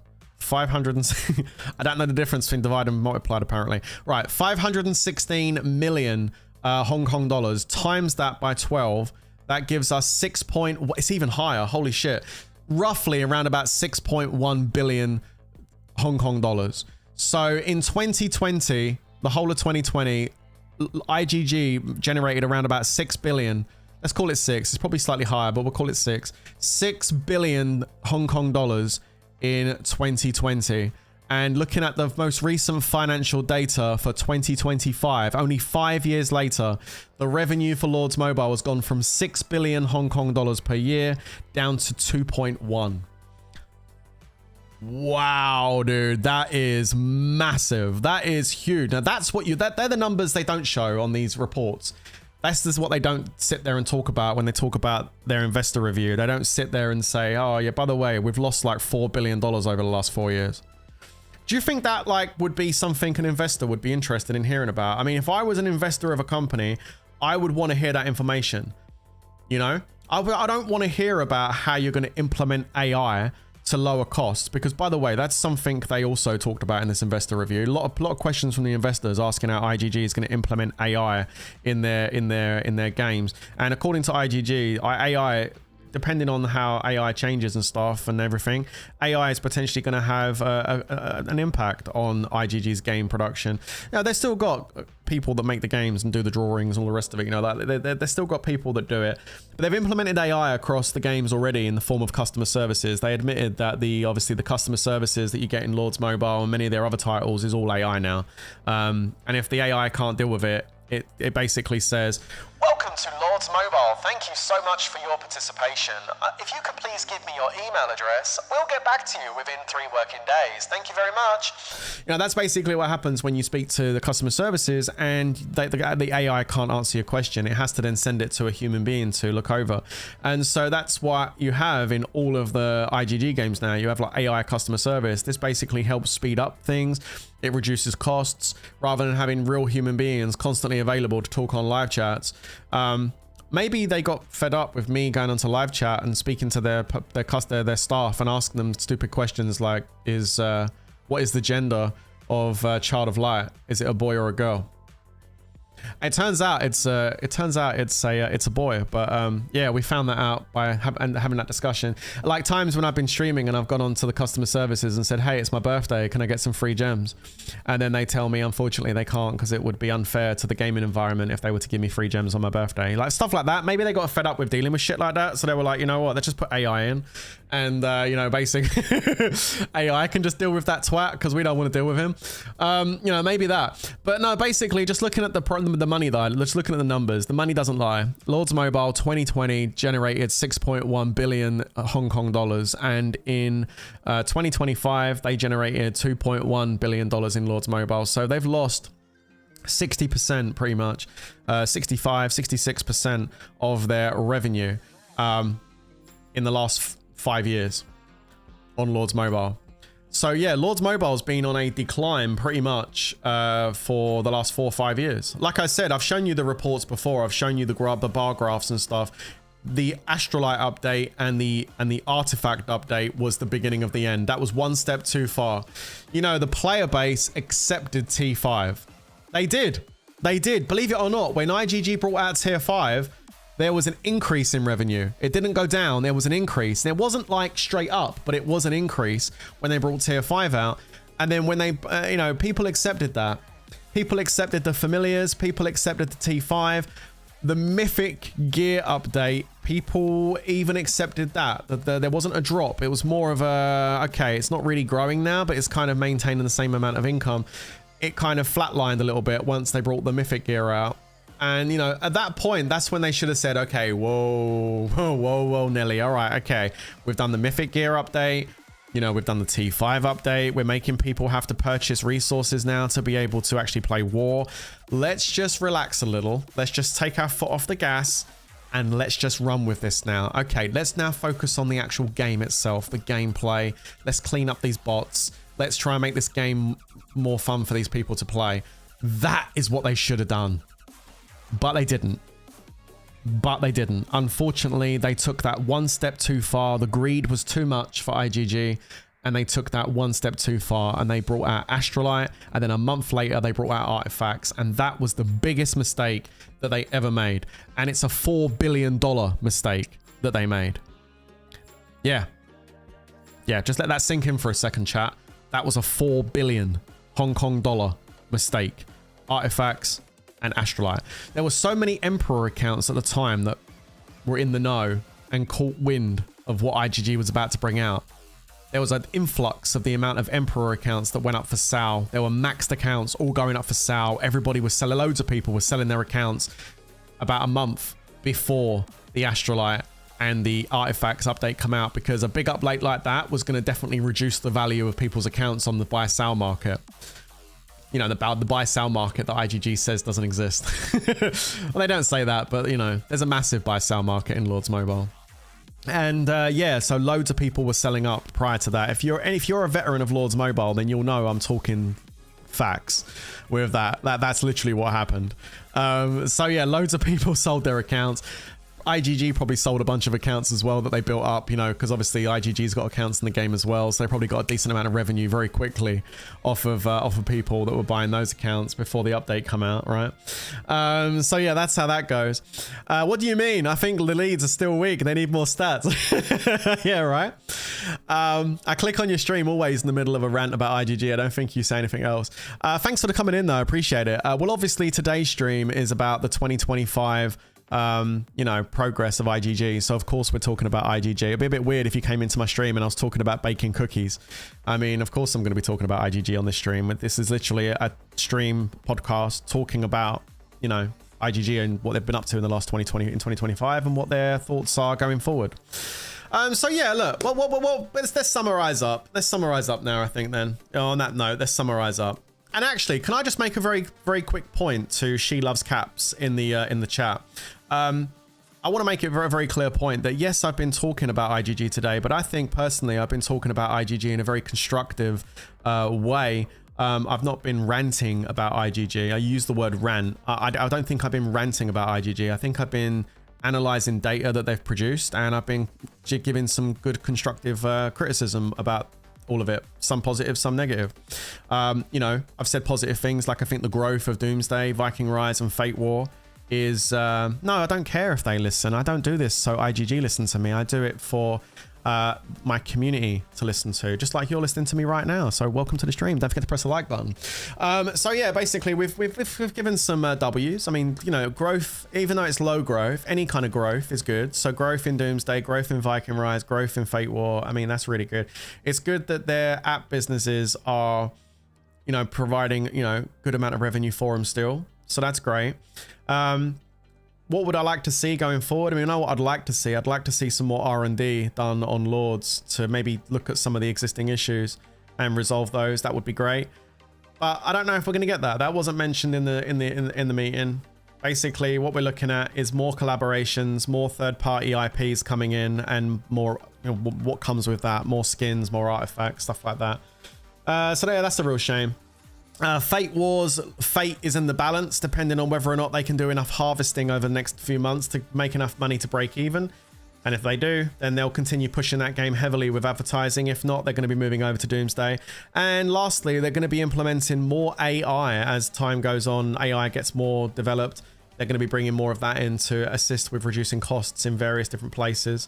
I don't know how much of they're going to use AI to make their games. They made a very good point about that, actually. They said that basically what they said about using AI in their games is something is lost if you use an AI to make games, something that you need from a human being, something that an AI can't quite offer. You know, it sounded to me like IGG said they weren't really feeling the whole using AI in their games as such, but something they can definitely look at. And if there's a way of reducing costs, I think that's something they would consider. But yeah, he made a point and basically said, like, you know, no, you need human beings behind the actual development of the game. So that's positive, at least.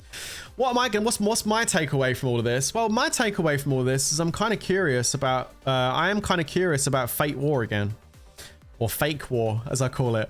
No, I am curious. I know I tried it out before. It was quite some time ago that I tried it out. I wasn't overly impressed. But I think, you know what? I think just for science, I think it would be fun to maybe do a live stream and try out Fate War again and just get a look at what the early game going into it is like. So I think I might set that up at some point in the near future. I've got no real interest in trying out Doomsday, Doomsday generate good revenue for them, $100 million, but Doomsday now is the beta tester app. It's where they try stuff out and see if it works. And if it does, they're going to go and move it over there. Lords Mobile, man, I'm sorry to say it, it's on the back burner. Like, it's just sitting in the back, driving revenue for them. There's no development happening. It's just basically going to be more pay-to-win events. And that's it. There you go. That's it. That's it. So it is what it is, right? Prince, something new from Tokidoki coming to game. Yeah, it literally feeds into exactly what they said in this meeting, bro. Like, yeah, it's more pay to win, pay to play, third party IP updates. That seems to be it's been the game plan for a few years now, and it's going to continue to be the game plan. You know, even though Lords Mobile is generating a third of what it was generating in 2020, $2 billion is still $2 billion. So they're just going to keep doing it at this point. Their focus is not on Lords. Their focus is on new IPs like Doomsday, Fate War. But they're going to use all the money that you're putting into Lords Mobile just to continue funding their new IPs, because that's where the focus is. And based off the questions from the investors, that's where their focus is as well, not Lords Mobile. So just have a think about that, you know? The next time that Lords Mobile brings out a new update and it's just some IP collaboration and they want 50, 100, 200, 300 plus of your hard-earned dollars, maybe have a think about where that money's actually going. Is it going into the development of the game you love, or is it going into more development of other IPs? That's the truth. That's the truth. All right. So just have a think about that. Lords Mobile's never going to change. Not for the better anyway.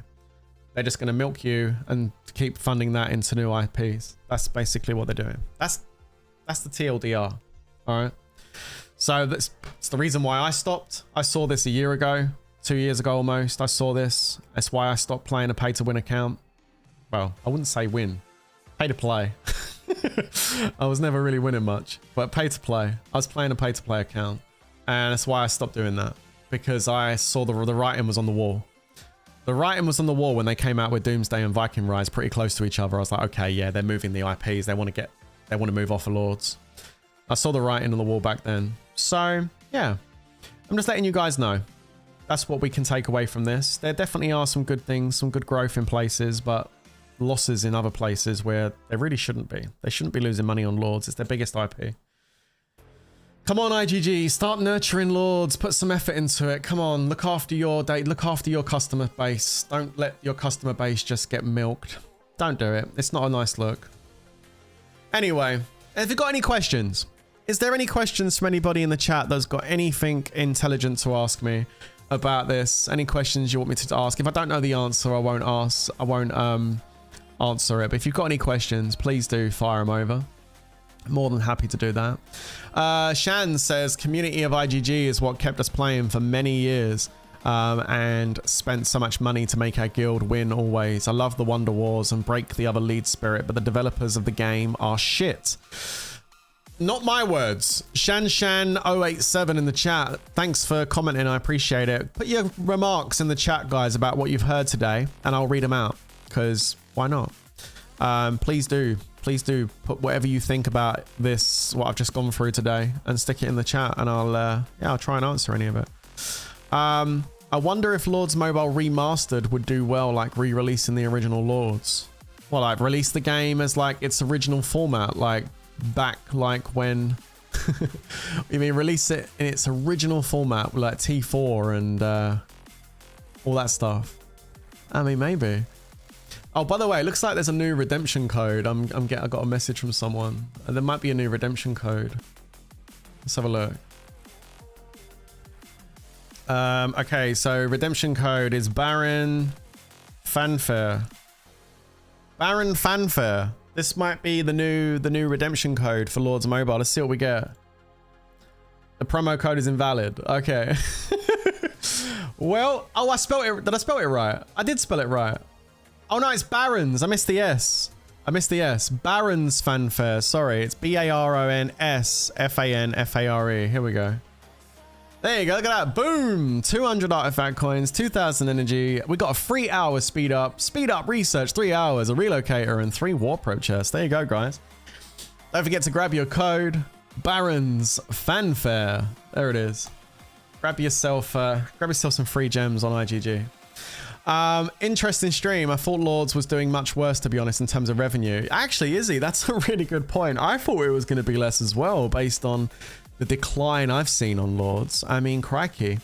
It's been crazy the last year, how many people have stopped playing, and everyone's really unhappy with the current state of the game. Well, not everyone. Some people are just like got their blinkers on, you know, delusional. They're just like, oh no, it's fine.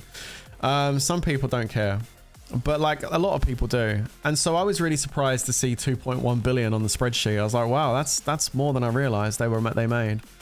16% loss since last year. And I do think, like, until that number goes down significantly, there won't be any real kind of major attention to Lords as far as changing it to make it better. The game in its, Guy says the game is on its last legs, unfortunately. It's sad too. It used to be such a great game. I agree, bro. I agree. Good place for internet friends. Yeah, it is, Panic Pasta. It is. It really is. There's a lot of people made a lot of good friends on Lords. We got another promotional code. I don't know if I haven't done no promotional codes in ages, dude. I don't think I've done that one. Lords Mo LM Tick Talk 1 mil. Oh, is this because they just hit 1 mil on TikTok? Oh, there we go. Thank you for the stuff. There we go. There it is. Is that Hong Kong dollar? Yeah, that's Hong Kong dollars, dude. So in 2020, we already done the math. I went and looked up a previous financial report for IGG's earnings for 2020. Lords Mobile made just over 6 billion Hong Kong dollars in 2020. And in 2025, they made 2.1. So it's like a 60% drop in Lords Mobile revenue in 4 years.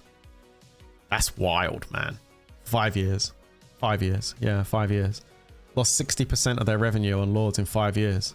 And it's because of the shitty updates that they brought out in 2021, 2022. That's when the problem was. Astrolight and Artifacts. That's what did it. Bass Cass says, hello, Prince Brother. Why don't just stop playing Lords and get some new games running? Because I can't on this channel. That's a really good question, and I really appreciate you asking me that, dude. But unfortunately, I can't on this YouTube channel. I do have a second YouTube channel, which is linked down below. It's called Worthy Prince Plays. And I'll be streaming on there this afternoon for about 4 hours playing Red Dead Redemption 2. Currently streaming every day except for Mondays playing Red Dead 2. Last month, we streamed every single day playing The Witcher 3. And I am trying to create a more variety game channel away from mobile gaming. Over on that channel. It's slow going, but we're making good progress. We got YouTube partnership, which is awesome, and we're trying to get the full partnership. We've got to hit 1,000 subs. We're not quite there yet. We're almost at 800.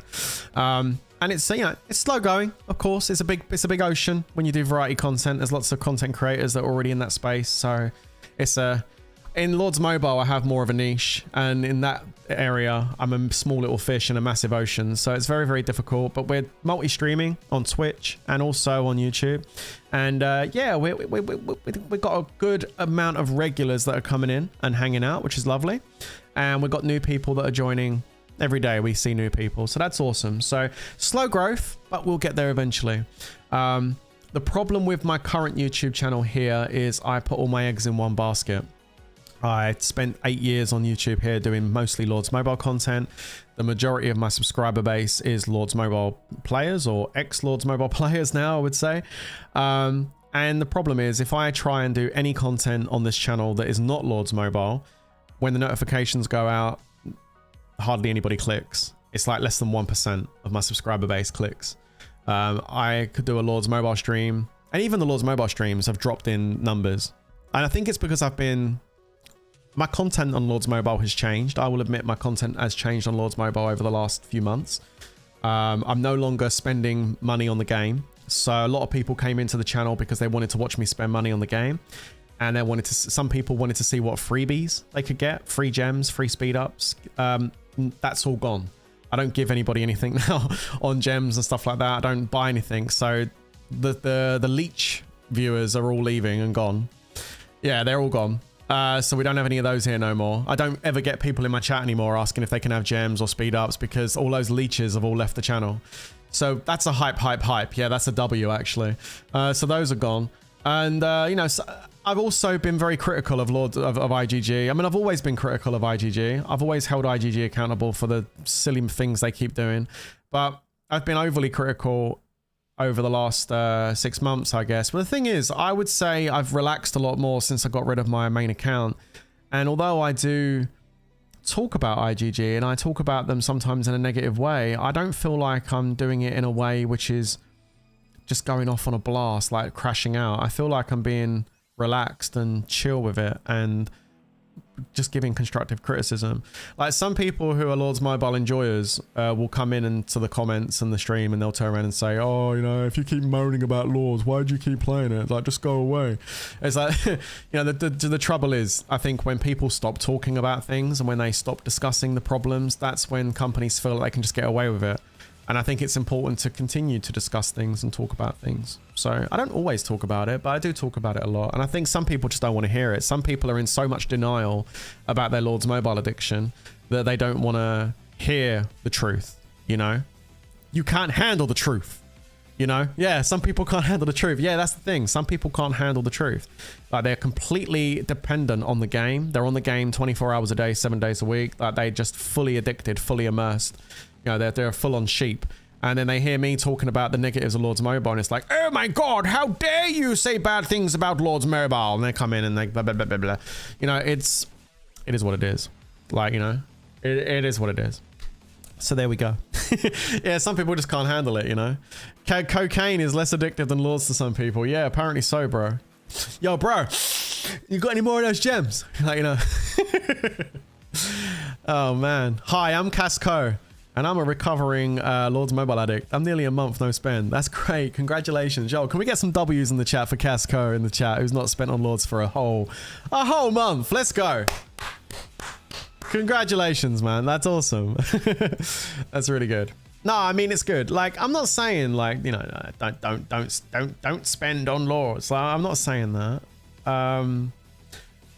If you enjoy spending on Lords, then spend on Lords, you know what I mean? But like, just do it responsibly, set budgets, and don't go past your budgets. Don't go beyond your means. Like, just, you know, don't get yourself in trouble. Some people do get themselves in trouble. I've heard some horror stories over the years, trust me.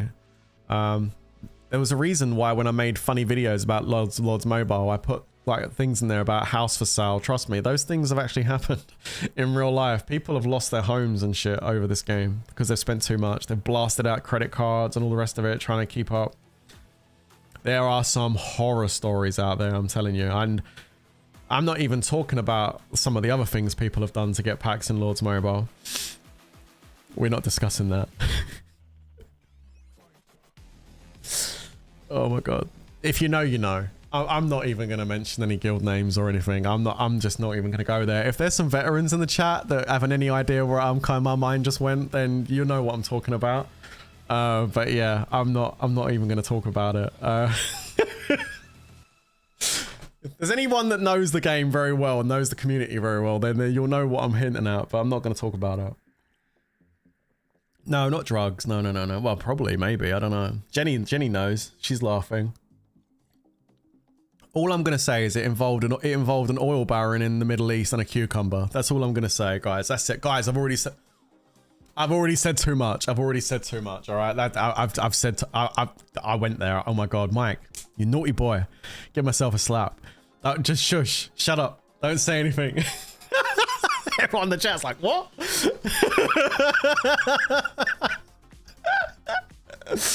Oh my god. I'm not. Right, anyway, moving on. Let's go ahead and do our daily operations. Let's go ahead and get our Palooza coins. I don't need to do this, but I'm gonna do it. I need to get off this subject. Okay. Let's go ahead and speed this up. Oh my god. Crazy. The crazy game, man. The things people would do. Eh? The things people would do. Let's go up here and grab that. Guys, I've been playing this game for a long time. I've heard all sorts of things. You'd be surprised what I've heard. I literally couldn't afford bread and milk at some point. I was really addicted, says Mark Bell in the chat. Yo, dude, I remember, right? Guys, I remember when I was trying to upgrade my account, and I remember I spent like all my money. All of it. I'm not even joking. I don't mind telling you this. It's the truth. I spent all the money I had I spent all of it. And I spent a whole week eating just ramen noodles. I shit you not, man. Ramen noodles. I was on the ramen noodle diet for like, I think it was like almost 2 weeks. This was before I got fat, by the way. Like, I wasn't always fat. Like, I was fat. I got fat. Like, I feel so comfortable talking about it now because I'm not anymore. Like, it's great. Like, I went through the changes. I've made my lifestyle changes. I've lost all my weight. I'm back to being slim again. Like, I haven't been this slim since my early 20s. Like, I've lost my weight, which is fantastic, right? It's a lot of fucking effort, man. It was hard, but I did it. But there was a moment a few years back when I was fat, like really fat. And like, I got that fat because of stress and life and just all sorts of stuff that I'm not going to start talking about because it's just no point talking about it. But, you know, life can be stressful for everyone. For me, I just got fat. I locked myself in my flat and I got fat. And it's like, you know, but before I got that fat, because you wouldn't get that fat eating ramen noodles, let's be honest. Before I got that fat, I spent so much money on my account once. I just spent all of it. I had like ramen noodles for like 2 weeks. Ramen noodle diet. Crazy. Mad. Ramen was the beginning of that journey. Yeah, that journey. Yeah, it was, man. It was. It really was. Bad. And like, I'm sure there's people now that are in bad situations because they've spent too much on Lords. And there's people now that probably spend way too much each month on this game and get themselves in financial pickles. The thing is, right, for those of you out there that have got pay-to-win accounts in Lords Mobile, pay-to-play accounts in Lords Mobile, you've been spending on it for years, and you're in that kind of slump where you're in that mindset. It's called the sunken cost fallacy, all right? You can't stop spending on your account because you've already put so much in. If you stop spending on your account, then everything you've put in is wasted. Let me give you a newsflash. Everything you've already put in is already wasted. All right, you need to get to that sense of mentality. It's like, right, so I'm not wasting all that money by not putting any more money in because that money is already wasted because I've already put it in. And then you just stop, because then what you do is you then stop putting more money in tomorrow and the next day and the next day after that.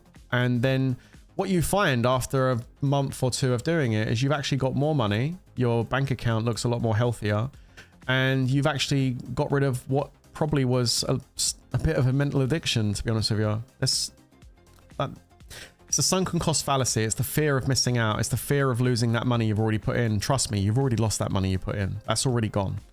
Say bye-bye. Say bye-bye to that. It's not an investment, okay? Get that out of your head. It is not an investment. It is money you've already burnt. So you've got a choice of continuing to burn more money or just stop. That's the realization.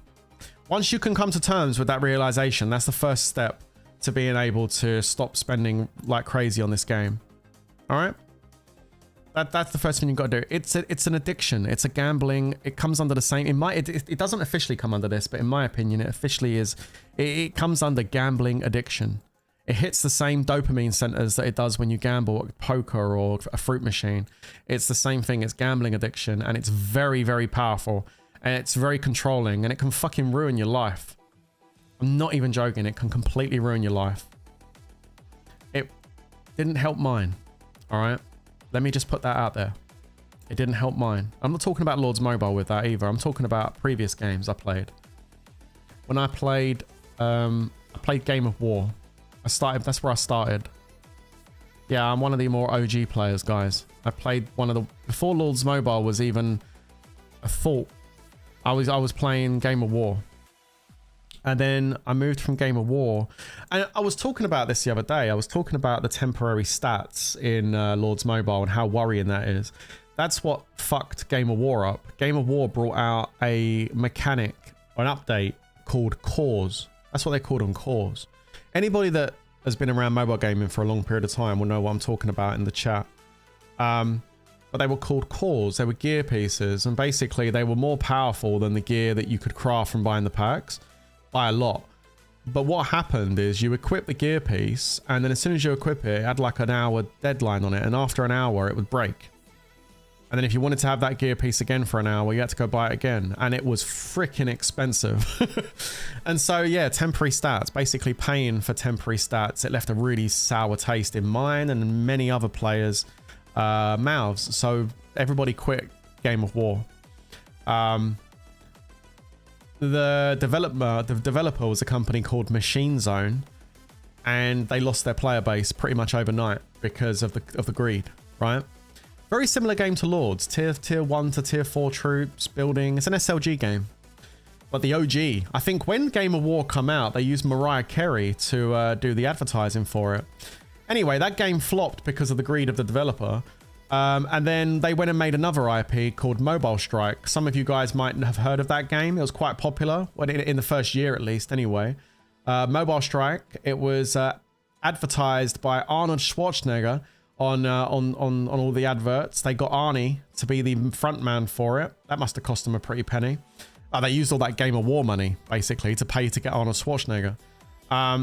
So yeah, they got Arnie. And they changed the name of their company from Machine Zone to Epic War because they thought, oh, we can't have the same name because all the player base is going to recognize our name and they're not going to touch our game because of what we did to them last time. Plus, it was also probably a massive tax write-off as well, why they changed their company name.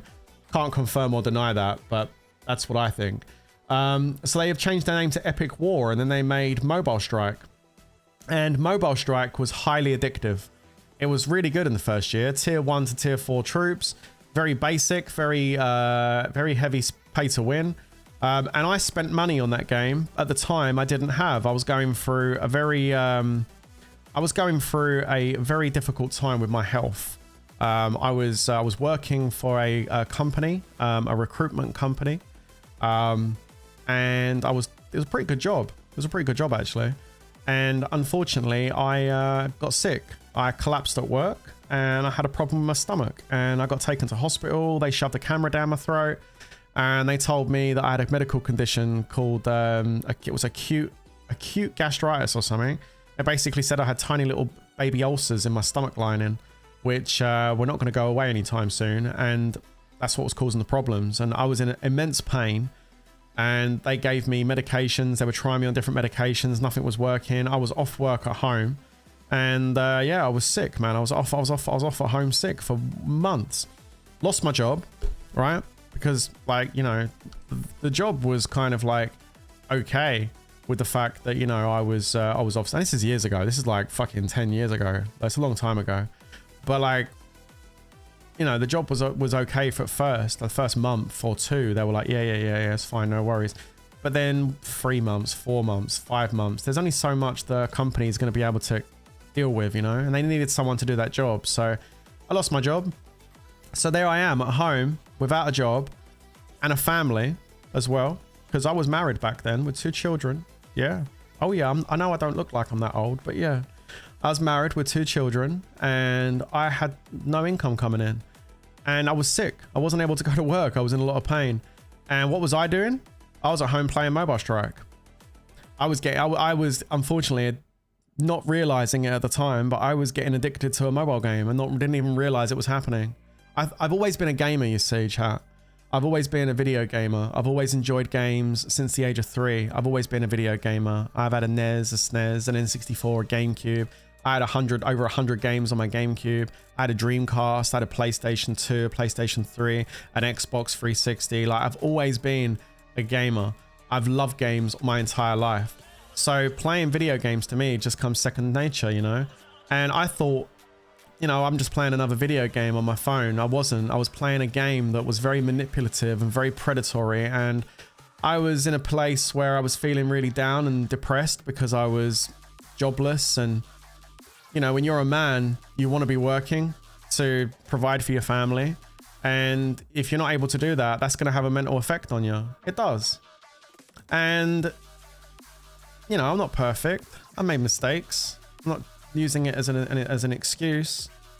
You know, I made mistakes over the years that led up to eventually, you know, your family life changing. And not saying it was the main reason why it wasn't. There was many other things that come to it as well. But, you know, eventually then you have divorce. Yep. Then you have divorce and you lose your house. You move in. You have to move out. You don't see your kids anymore. Time goes past. The next thing you know, 10 years has gone past. I'm telling you, like, you think back and you're like, yeah, there was many things I could have done different. Many things I could have done different. But one of the things I could have done different was been more in the moment with my family and my children, because I wasn't there. I may have been off work sick, but I was absent mentally from my family. You know, some people listen to me talk about IGG and they listen to me talk about negative things about this. And they criticize me about why I'm saying bad stuff about IGG. I think it's about time I shared some home truths with you guys. I really do. Maybe I can give you some more meaning as to why this is such a passionate subject for me. It's my fault for doing it. There's nobody to blame. I'm to blame. But I should have been more present with my family life back then. I shouldn't have been hitting my wife's credit card to spend on mobile strike packs because I didn't have no income coming in. Where the fuck did I get mobile strike packs from? Yeah. Yeah, there it is. I was so addicted to mobile strike, I'd be hitting up my wife's debit card to pay for the packs so I could buy the gear pieces and continue playing it. Only for then my wife to find out, oh shit, what the fuck's happened to all the money? I don't know. I've now got to go and back charge all the money from my mobile strike account because I've spent it because of my addictions pulled me to do it. And then I get the money, I get most of the money back, and then I have to cancel the game and stop playing the game because I've spent money I wasn't mine to spend, and I've had to back charge it all. So now the account's cancelled and it's like, oh shit. And then I stopped playing Mobile Strike. You know what I mean?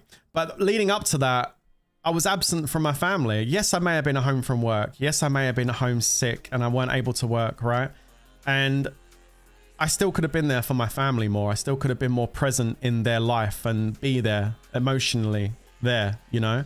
And that's something that I wasn't. While my family were there in the house and, you know, maybe they're in the lounge watching a movie, maybe they're doing stuff, they're going to events, they're going to family events and stuff. Obviously, it was difficult for me to always go out to family events and things because I was sick. I actually generally was in a lot of pain, but I still should have been there instead of just sitting in the corners looking at my phone, you know?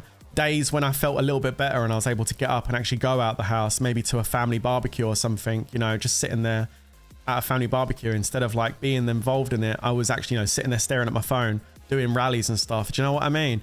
Like I was absent from my family. I was engrossed in a mobile game. And the reason I was engrossed in a mobile game was just because of, I don't know, it's hard to explain why. It's just so addictive, so predatory, so feeds into your ego, feeds into a lot of different emotional things.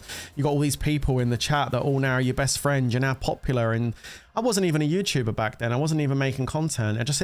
So I know what it's like even from a perspective of not making content. Like you felt needed, you felt wanted. All these feelings, these emotions, it all kind of like happens, you know? That's how it makes you feel. I know, man, I've been there, I've done it, I've lived it. You feel wanted and needed. It's such a nice, warm feeling inside. And at a time when I had so much negativity happening with my work and my health, I was in a vulnerable position and bang, it got me.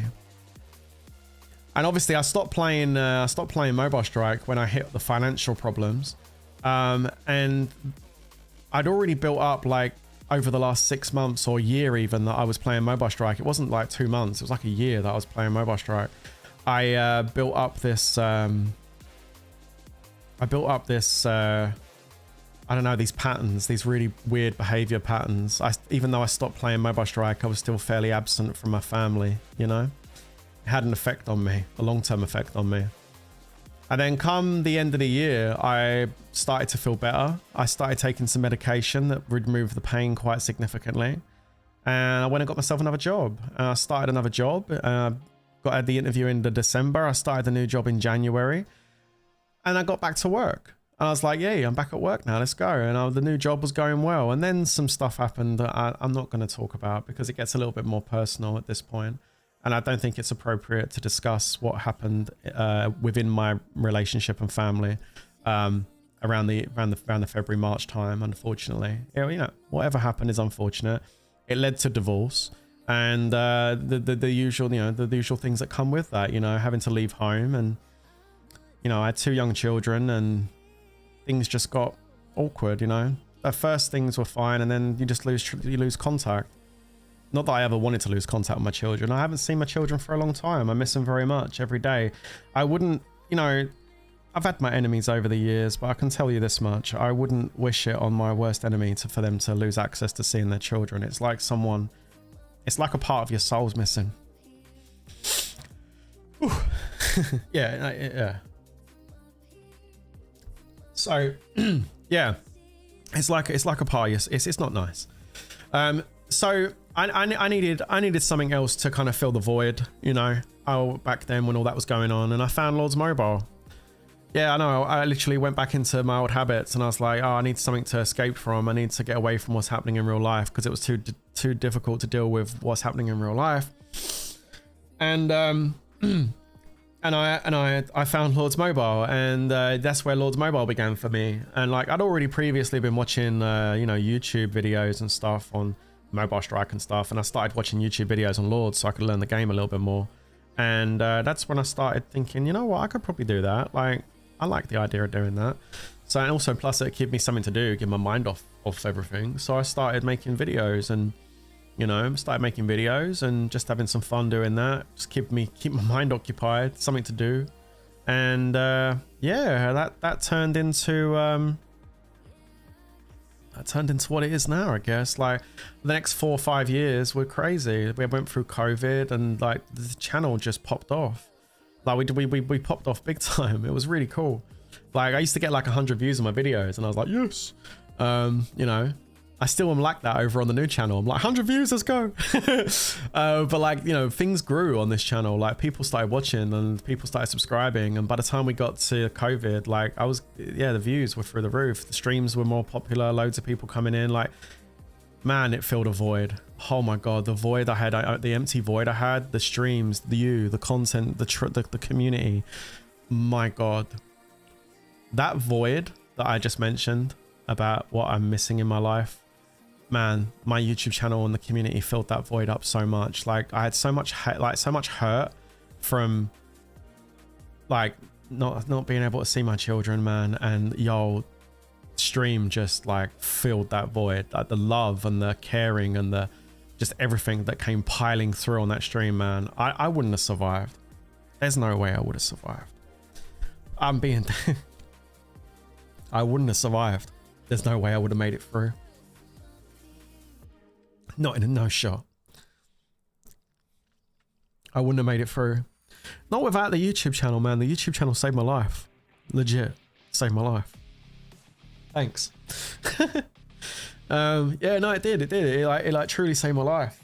You know, every day, just press that go live button and everyone's there. That was it. That filled the void.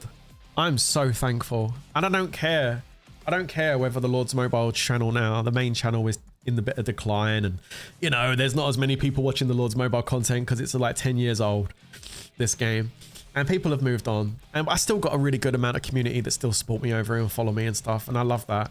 But I've grown as a person now. Like, back when I was really vulnerable and I was doing those streams and stuff 5-6 years ago, it helped a lot. It helped significantly. And like I say, I wouldn't have got through without it. But now time has gone on 5, 6, 7, 8, 9, 10 years. Now I've become a stronger person. I've become a stronger person independently. I can stand on my own 2 feet. I'm not an emotional wreck anymore. I mean, I'm a little bit emotional now because I'm talking about pretty heavy stuff, but like I've grown as a person now. I've broken the addictions. I've managed to clear a lot, not a lot, but pretty much all of my debt, because I did have a lot of debt. You know, I've cleared all my debt. I'm debt free now, and yeah, I'm much better off now compared to where I used to be. And the only like people I have to thank for that is my community. My community came through and done a fucking solid. So yeah, once again, I know I've said it many times over the years. Gonna say it again now. Thanks everyone that's been supporting me. I really appreciate it. I didn't expect this stream to take a downward spiral into the life of Prince. But you know, like hopefully you guys, some of you may have heard some of this stuff before, because I have spoken about this on stream before. But yeah, it just got, I don't know, just talk, I care about the game. Like, thanks Mark. I care about the game. I always have done. Like, the Lords Mobile got me through a real shit time in my life, man. What you'll generally find in life is most people are passionate about something only if they care about it. It's when people stop being passionate about something you really need to worry about it. Do you know what I mean? If somebody stops fighting for you, then they don't care about you. It's really quite simple. If somebody stops fighting for you and speaking on your behalf and it stops being there for you, they don't care. So you want to know the reason why I keep being here and talking about Lords and talking about what IGG's up to and how they're treating the game and how I think that's wrong and why I constantly have an opinion on this is because I care about this game. I care about this community, and it got me through a real shit time in my life. And you know, I care too much about it to just like give up on it, I think. And that's why I came back after I quit when I got rid of my main account, because I was done, man. I was so done, man. I was finished when I got rid of that. But you know, I came back because lots of people wanted me to, and so I did. So there you go. Anyway, let's get off of this like heavy shit. Let's get off the heavy shit, and we'll finish up there. I think we'll finish up there. That's a good moment to finish up, I think. I am trying to get some content for you guys on the traps. I have been working on it. It's very difficult because people don't hit it anymore. People don't hit it anymore. They just look and they're like, I've had some tests. I'm floating around at the moment. I've had a few people test, but nothing's actually happened yet. So I'm still trying to get some action. And if I do manage to get some action, I'll try and see if I can get a nice video edited for you. I kind of want to do one, a really cool trap video, you know? So yeah, I'm trying to bait in some hits, but it's hard going, man. These bots really do ruin the gameplay big time, man. They really do. So I am trying though. It is what it is. Good things is with this YouTube platform, you have the opportunity to showcase your superior talent in content making that makes you stand out among Lords Mobile channels. Yo, dude, I tell you what, if I'm able to get some decent hits on my rally trap and stuff, I'll put a video together that you've never seen before. I know how to edit a Lords Mobile video. Like, not even like, man, some of my videos were mad edited. Like, I remember the comments when people used to comment on my videos. They were like, yo, man, the editing is fire. Like, I put videos together and they were just banging. Like, some of the big ones that done really well, man. There's just the editing is just like, I used to go in on the editing. Like, some of the most recent ones aren't even my best work. Like, if you ever go back on my channel and look at some of the, like, you know, from over a year ago, some of the rally videos I put together with, like, oh man, some of them are like really, really good. I'm gonna try and find one. I kind of want to watch one now.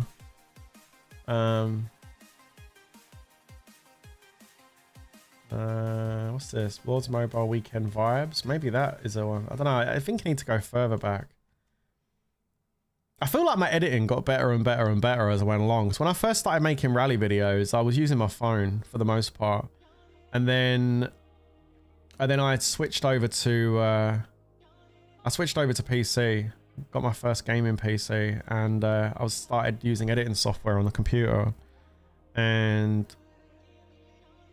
yeah, no, that was that's good stuff, man. I made some real good ones. I don't think it's bots that are bad. People don't want to hit traps because of Sanctuary, even if they counter you. They're still, yeah, I mean, there's that as well. There's that as well. It's a very good point you make. Like, some people just don't want to hit traps or risk hitting a trap because it's like, well, yeah, I mean, even if we burn it, like, who's winning here? It's true. It's very true. Yo, Jazzy Fizzle. I don't know if he's in the chat right now, but Jazzy Fizzle, man. I remember making that video for you 2 years ago. The strongest free-to-play account in Lords Mobile. I got 41,000 views on that video 2 years ago. Yo, Jazzy, we should redo that. Get some more views. Let's go. No. But I was just popping through some of my old videos. I was trying to find one, which is a good one that I edited.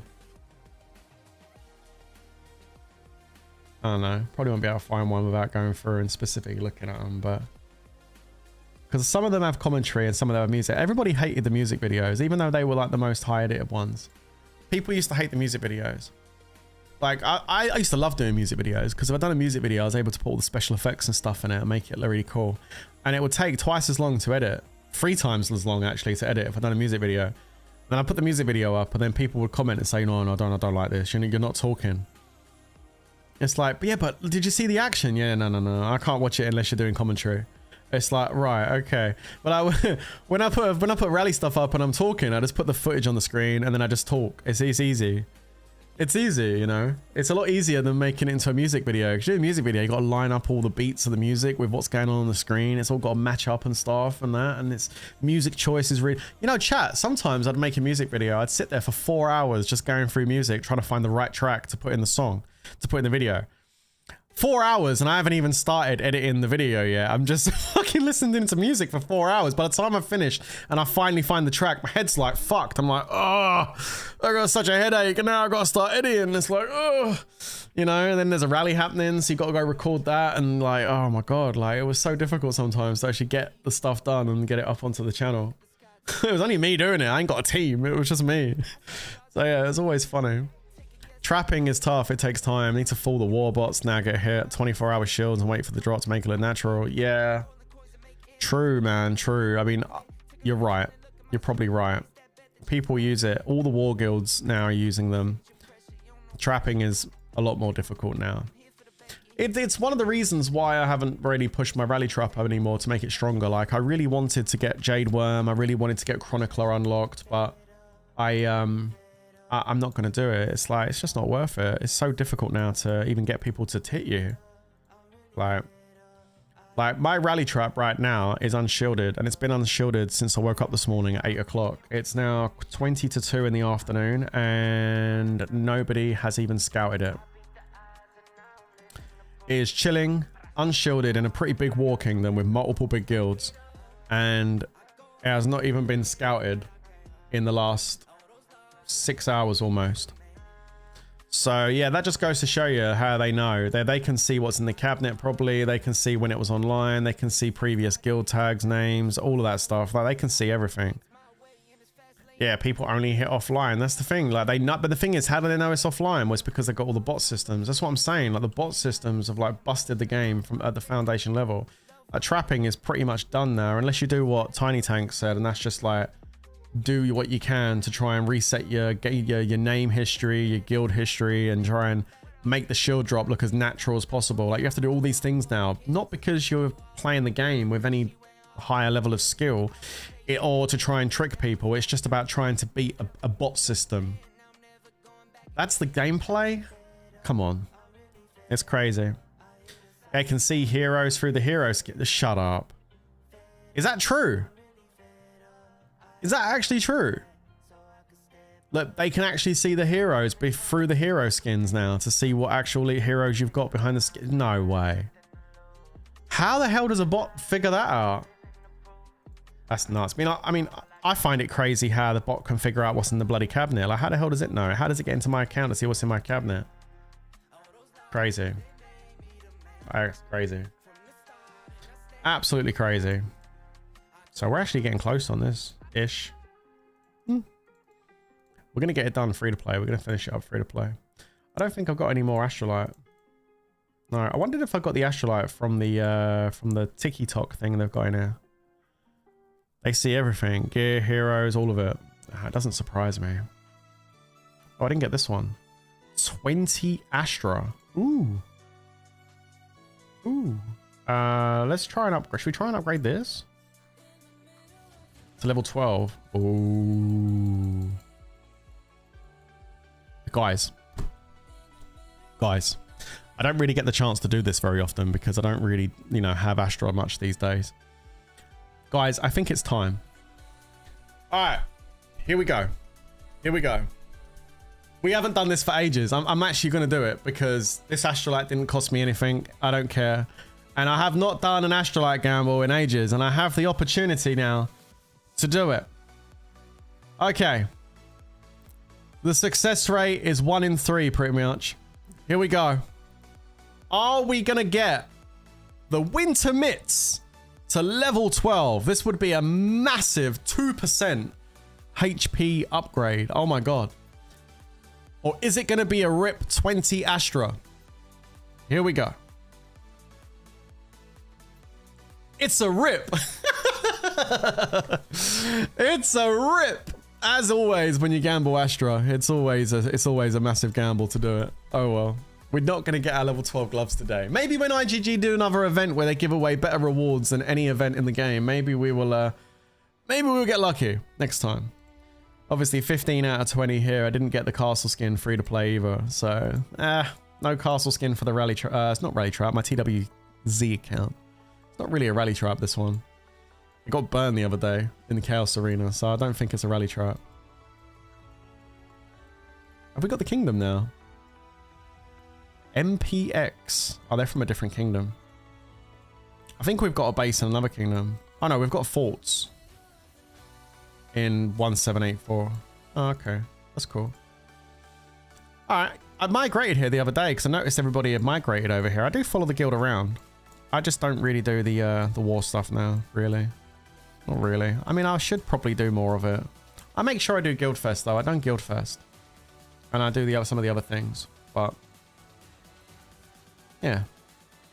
Sorry if he equips a new hero while having the skin equipped, which wasn't equipped as hero. The bot will show it. Also, if you get zeroed once and you get all the troops back, they see the troop might. Yeah, that's true. So if you got zeroed, they can see kind of like you're shielded.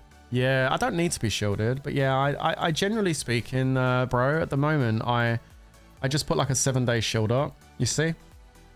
I got a 7-day shield up right now. My routine now is to just basically reset 7-day shields. I had more gems, but I used a lot in Guildfest, so I need to build my gems back up. But my gameplay now is pretty much a 7-day shield that I redo every 7 days. And then I just, you know, participate on events and stuff as and when I can inside here. Mostly it's just... oh, don't forget to get your resources in here as well. Like, I got my resources. Mostly it's just Guildfest I do, and a few other events maybe. Isn't this the trap you're trying to get hit on? No, I'm not showing that on stream. That's in the kingdom right now, far, far away, and it's just baiting. I'm waiting for someone to have a go at it so I can record it. I don't think my rally trap will burn, although I haven't had a hit from that for ages, not from a big boy. So I'm kind of hoping, there's some big boys in this kingdom, so I'm kind of hoping someone has a go. Yeah, I can't show it on stream. I need to keep it off stream. I was talking to someone the other day about my old account. I don't really care too much, but I was kind of curious. I was wondering where it is right now, like, and what. Not just wondering. I was kind of curious and like wondering what the person's done with it since they got it. But I haven't got no way to check it. I'm pretty sure like you can still find the name. Yeah, I know. That's what the person I was speaking to said to me. They said, oh, you can check the bot and see what the name was changed to. Yeah, but I don't know. I don't know. What was my name on my main account? It was Prince YT, wasn't it?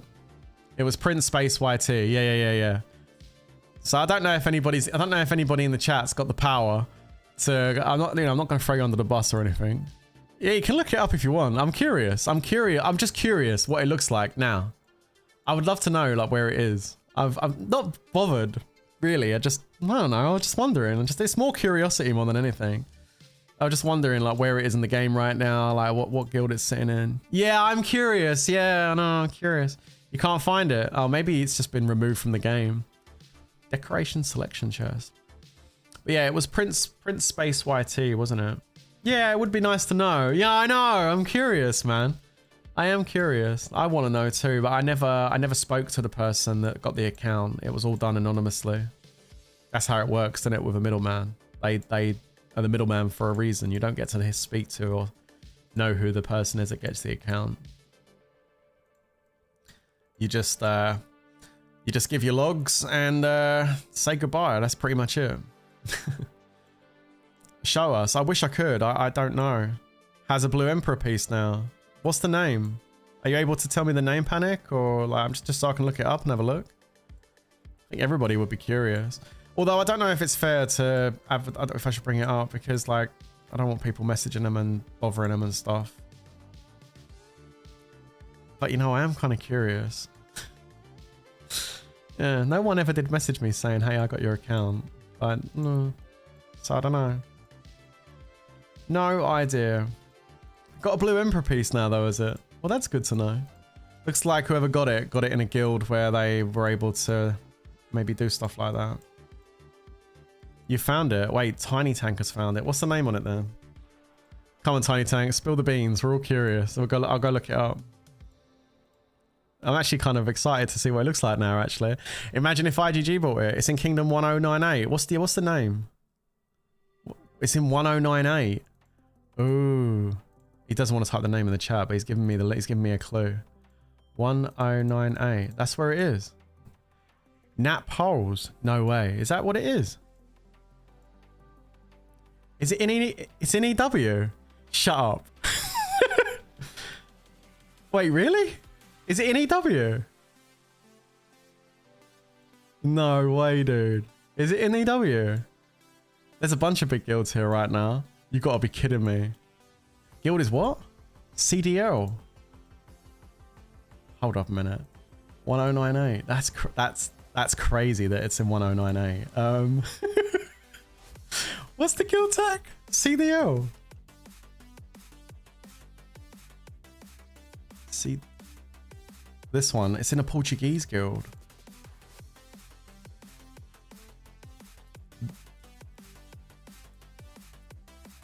That is my old account. Shut up. That's my old account. Really? It's got 9 billion kills, man. How's it got? Yo, is this? Are you serious? No. Wow, whoever bought that fucking boosted it like crazy. But yeah, look, 1 Valor, 2 faiths. I had 2 faiths and a Valor. I had 2 faiths, a Valor, and a blessing. Oh my God, what the fuck? That's actually it. That's crazy. Whoa, nice. You know what? You know what? If that is it, right, then I'm really glad it went to someone that actually boosted it like crazy. Holy shit, man. No way, dude. Time to buy it back. Yeah, what? For like fucking 15 grand? Yeah. Okay, yeah. Time to buy it back. Yeah, no shot. Yeah, no. Well, apparently so. Like, that's what Tiny Tank did. Tiny Tank, did you like type my name in like Prince Wayspace YT into the thing and it come up with this account that's been changed to name-wise? Is that how you did it? Damn. So whoever got it, like, really had the intention of taking it up. They got the account, they pushed it right up to maxed pretty much. Yeah, he spent a shit ton. Well, don't forget, my account wasn't no chump. I wasn't as leveled up as this, but it was no chump. Like, my account had like all the champ gear. It already had all the mythic gear. It had all the mythic gear, all the mythic champ. I had 15 or 16 piece mythic champ on my account, and I had level 15 boots. I had level 15, level 13 helmet, 13 main hand, 12 chest piece, and my accessories were level 9, 9, 9. So I had a 9 on both the faiths, and I had a 9 on the blessing. And the Valor wasn't though. The Valor was like level 3, I think, level 3 or 4. And all of the mythic gear was pretty high level. A lot of the spear gear was 15 Astra. 12 between 12 and 15 Astra. Like the Imp Blast, the main hand, the offhand was level 15. All of the ranged blast stuff, which wasn't champ, was all level 15. Same goes for the cavalry. Was all level 15 Astra. Like I had a lot of shit done on my account. My artifacts weren't that high. I didn't have 191 blessed. I think I had like 120 blessed or something, or 80. No, less than that. About 85, 90 blessed when I sold it. 85, 90 blessed, and about 750 levels, something like that. 700 levels, 750 levels. I got the pictures somewhere. I have to go. Wait, look the pictures up. I can't remember fully, but yeah, well, I had 220 castle stars. I know that when I got rid of my account, I was 101 blessed. Thank you, Merc. Thank you very much, Merc. I was 101 blessed, so he's added 90 blessed to it, and my castle stars were over 200. I was maxed on castle stars, so he's obviously continued to max himself on the castle stars. If that is the one, then I'm really happy. No, I really am. I'm really, really happy that that's the one. It's gone to someone that's actually continued to take it up to this level. This is where I would have ended up being eventually if I'd have carried on over the last year or two, continuing to empty my wallet into Lords Mobile as I was doing. I would have continued that, and I would have been up here. Maybe, I don't know if I'd have been this far up, but especially with the accessories, maybe. I don't know about the accessories, but it would have been up there. But yeah, there it is. Huge respect for sharing the life story. Cheers, mate. Oh, you're welcome. Just, you know, I don't mind talking about stuff. It's all good. At least he upgraded it to max tier. Damn. Yeah, I know he did. He took all that champ gear up to max. Nice, man. Nice. Well, I'm glad it went to a good home. You know, it's nice to see things that you built up, because like that main account did mean a lot to me, and I built it up a really good amount, and I've done really well with that account. It's lovely to see it's gone to a place that's continued to look after the account and manage it. So that's nice. Very cool. Thumbs up to nap holes. GG's, bro. And thanks for relieving me of my account. I appreciate that. Time to buy it back again. No, it's not. It's not time to buy it back again. That's cool. Wow, it's really interesting that it's in that kingdom though. That's funny. Yeah, nice. So cool, there we go. Oh, that's really cool. Thanks, Tiny Tank, for letting me know. You did it a month or so back, and I went back and found that search and found it that way. Ah, okay, cool. You were curious yourself, was you? You were like, where has his account gone?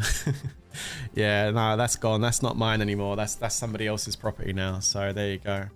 I feel like Brilliance is rally traps in that kingdom. I mean, maybe. But who knows, man? It could be. Hey, yo, I didn't know my old account was in that kingdom, though. Like, holy shit. Wouldn't it be funny if my old account decides to rally me on my rally trap, and I end up capping the dude that bought my account? Can you imagine if I get rallied by my old account? The video I would make would be so hot, man. It would be cinema. The video would be absolute cinema. The thumbnail would go up. You guys would just see it.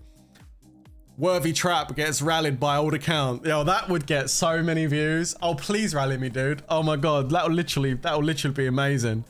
That would get so many hits on YouTube. Oh my God, dude. Maybe I should just message him and say, yo, dude, just come over and rally me, bro. I'll give you a leader straight back. I won't charge any gems. Dude, this is gonna pop the fuck off on YouTube if you do that. Just come over here, set the rally, bro. Do it. And I'll make an amazing video out of it. It'll be so good, dude. What mana level was my old account? 2, I think. I don't think I pushed the mana update, did I, on my old account? I think it was 2. Yeah, I think no, the mana troop level. Oh, 1 probably, but I think I never pushed the mana troops. The mana level on the front of the castle, I think, was a 2. So he's probably pushed, if he's done that much boosting, he's probably boosted it up to 5 or 6, I would imagine. He's probably gone all the way with it if he's pushed that hard. I would imagine so. Yeah, I would imagine so. That's really interesting though. It was interesting to see where it is and how it's doing. That's cool. Very cool. Very cool. I like that. All right, guys. I am going to shoot off. I'm going to go and I'm actually getting hungry now. I might go get some food. I wasn't going to eat till later, but I might get some food. And I'm going to go and stream Red Dead Redemption 2 over on my second channel. I don't promote it too much over here because, you know, I know you guys are here for Lords, so I don't always promote it. But if you do want to come and hang out while we're playing Red Dead 2, we do have the second channel. It's called Worthy Prince Plays. It's down in the description below, so you're more than welcome to come and hang out if you want to. We're going to go and do some of that this afternoon. So there we go. Thank you very much for tuning in. I really do appreciate it. It was fun to talk about IGG's financial review over 2025. I would have liked to have done it with all of the slides and, you know, make it look all nice and everything. But yeah, that disclaimer they put on it really got me a bit like, I don't think that's a good idea. So we just talked about it instead. Hopefully you didn't mind this format. I just thought it would be more safer for me to do that rather than bring up the slides of the presentation on the stream, because it looks like they don't really want that. So you got to respect those wishes, right? So there we go. Thank you very, very much for tuning in, guys. I'll be back with you soon with some more Lords Mobile content or chatting or whatever soonish. Thanks a lot for tuning in. I really appreciate it. I'll catch you later, guys. Enjoy the rest of your day. When am I starting Red Dead Redemption 2? I don't know. Give me like half hour or so to get some munch, and then I'm going to start it up. Enjoy the rest of your day, guys. Stay safe, everyone, and peace out. Laters, guys. Bye. See ya.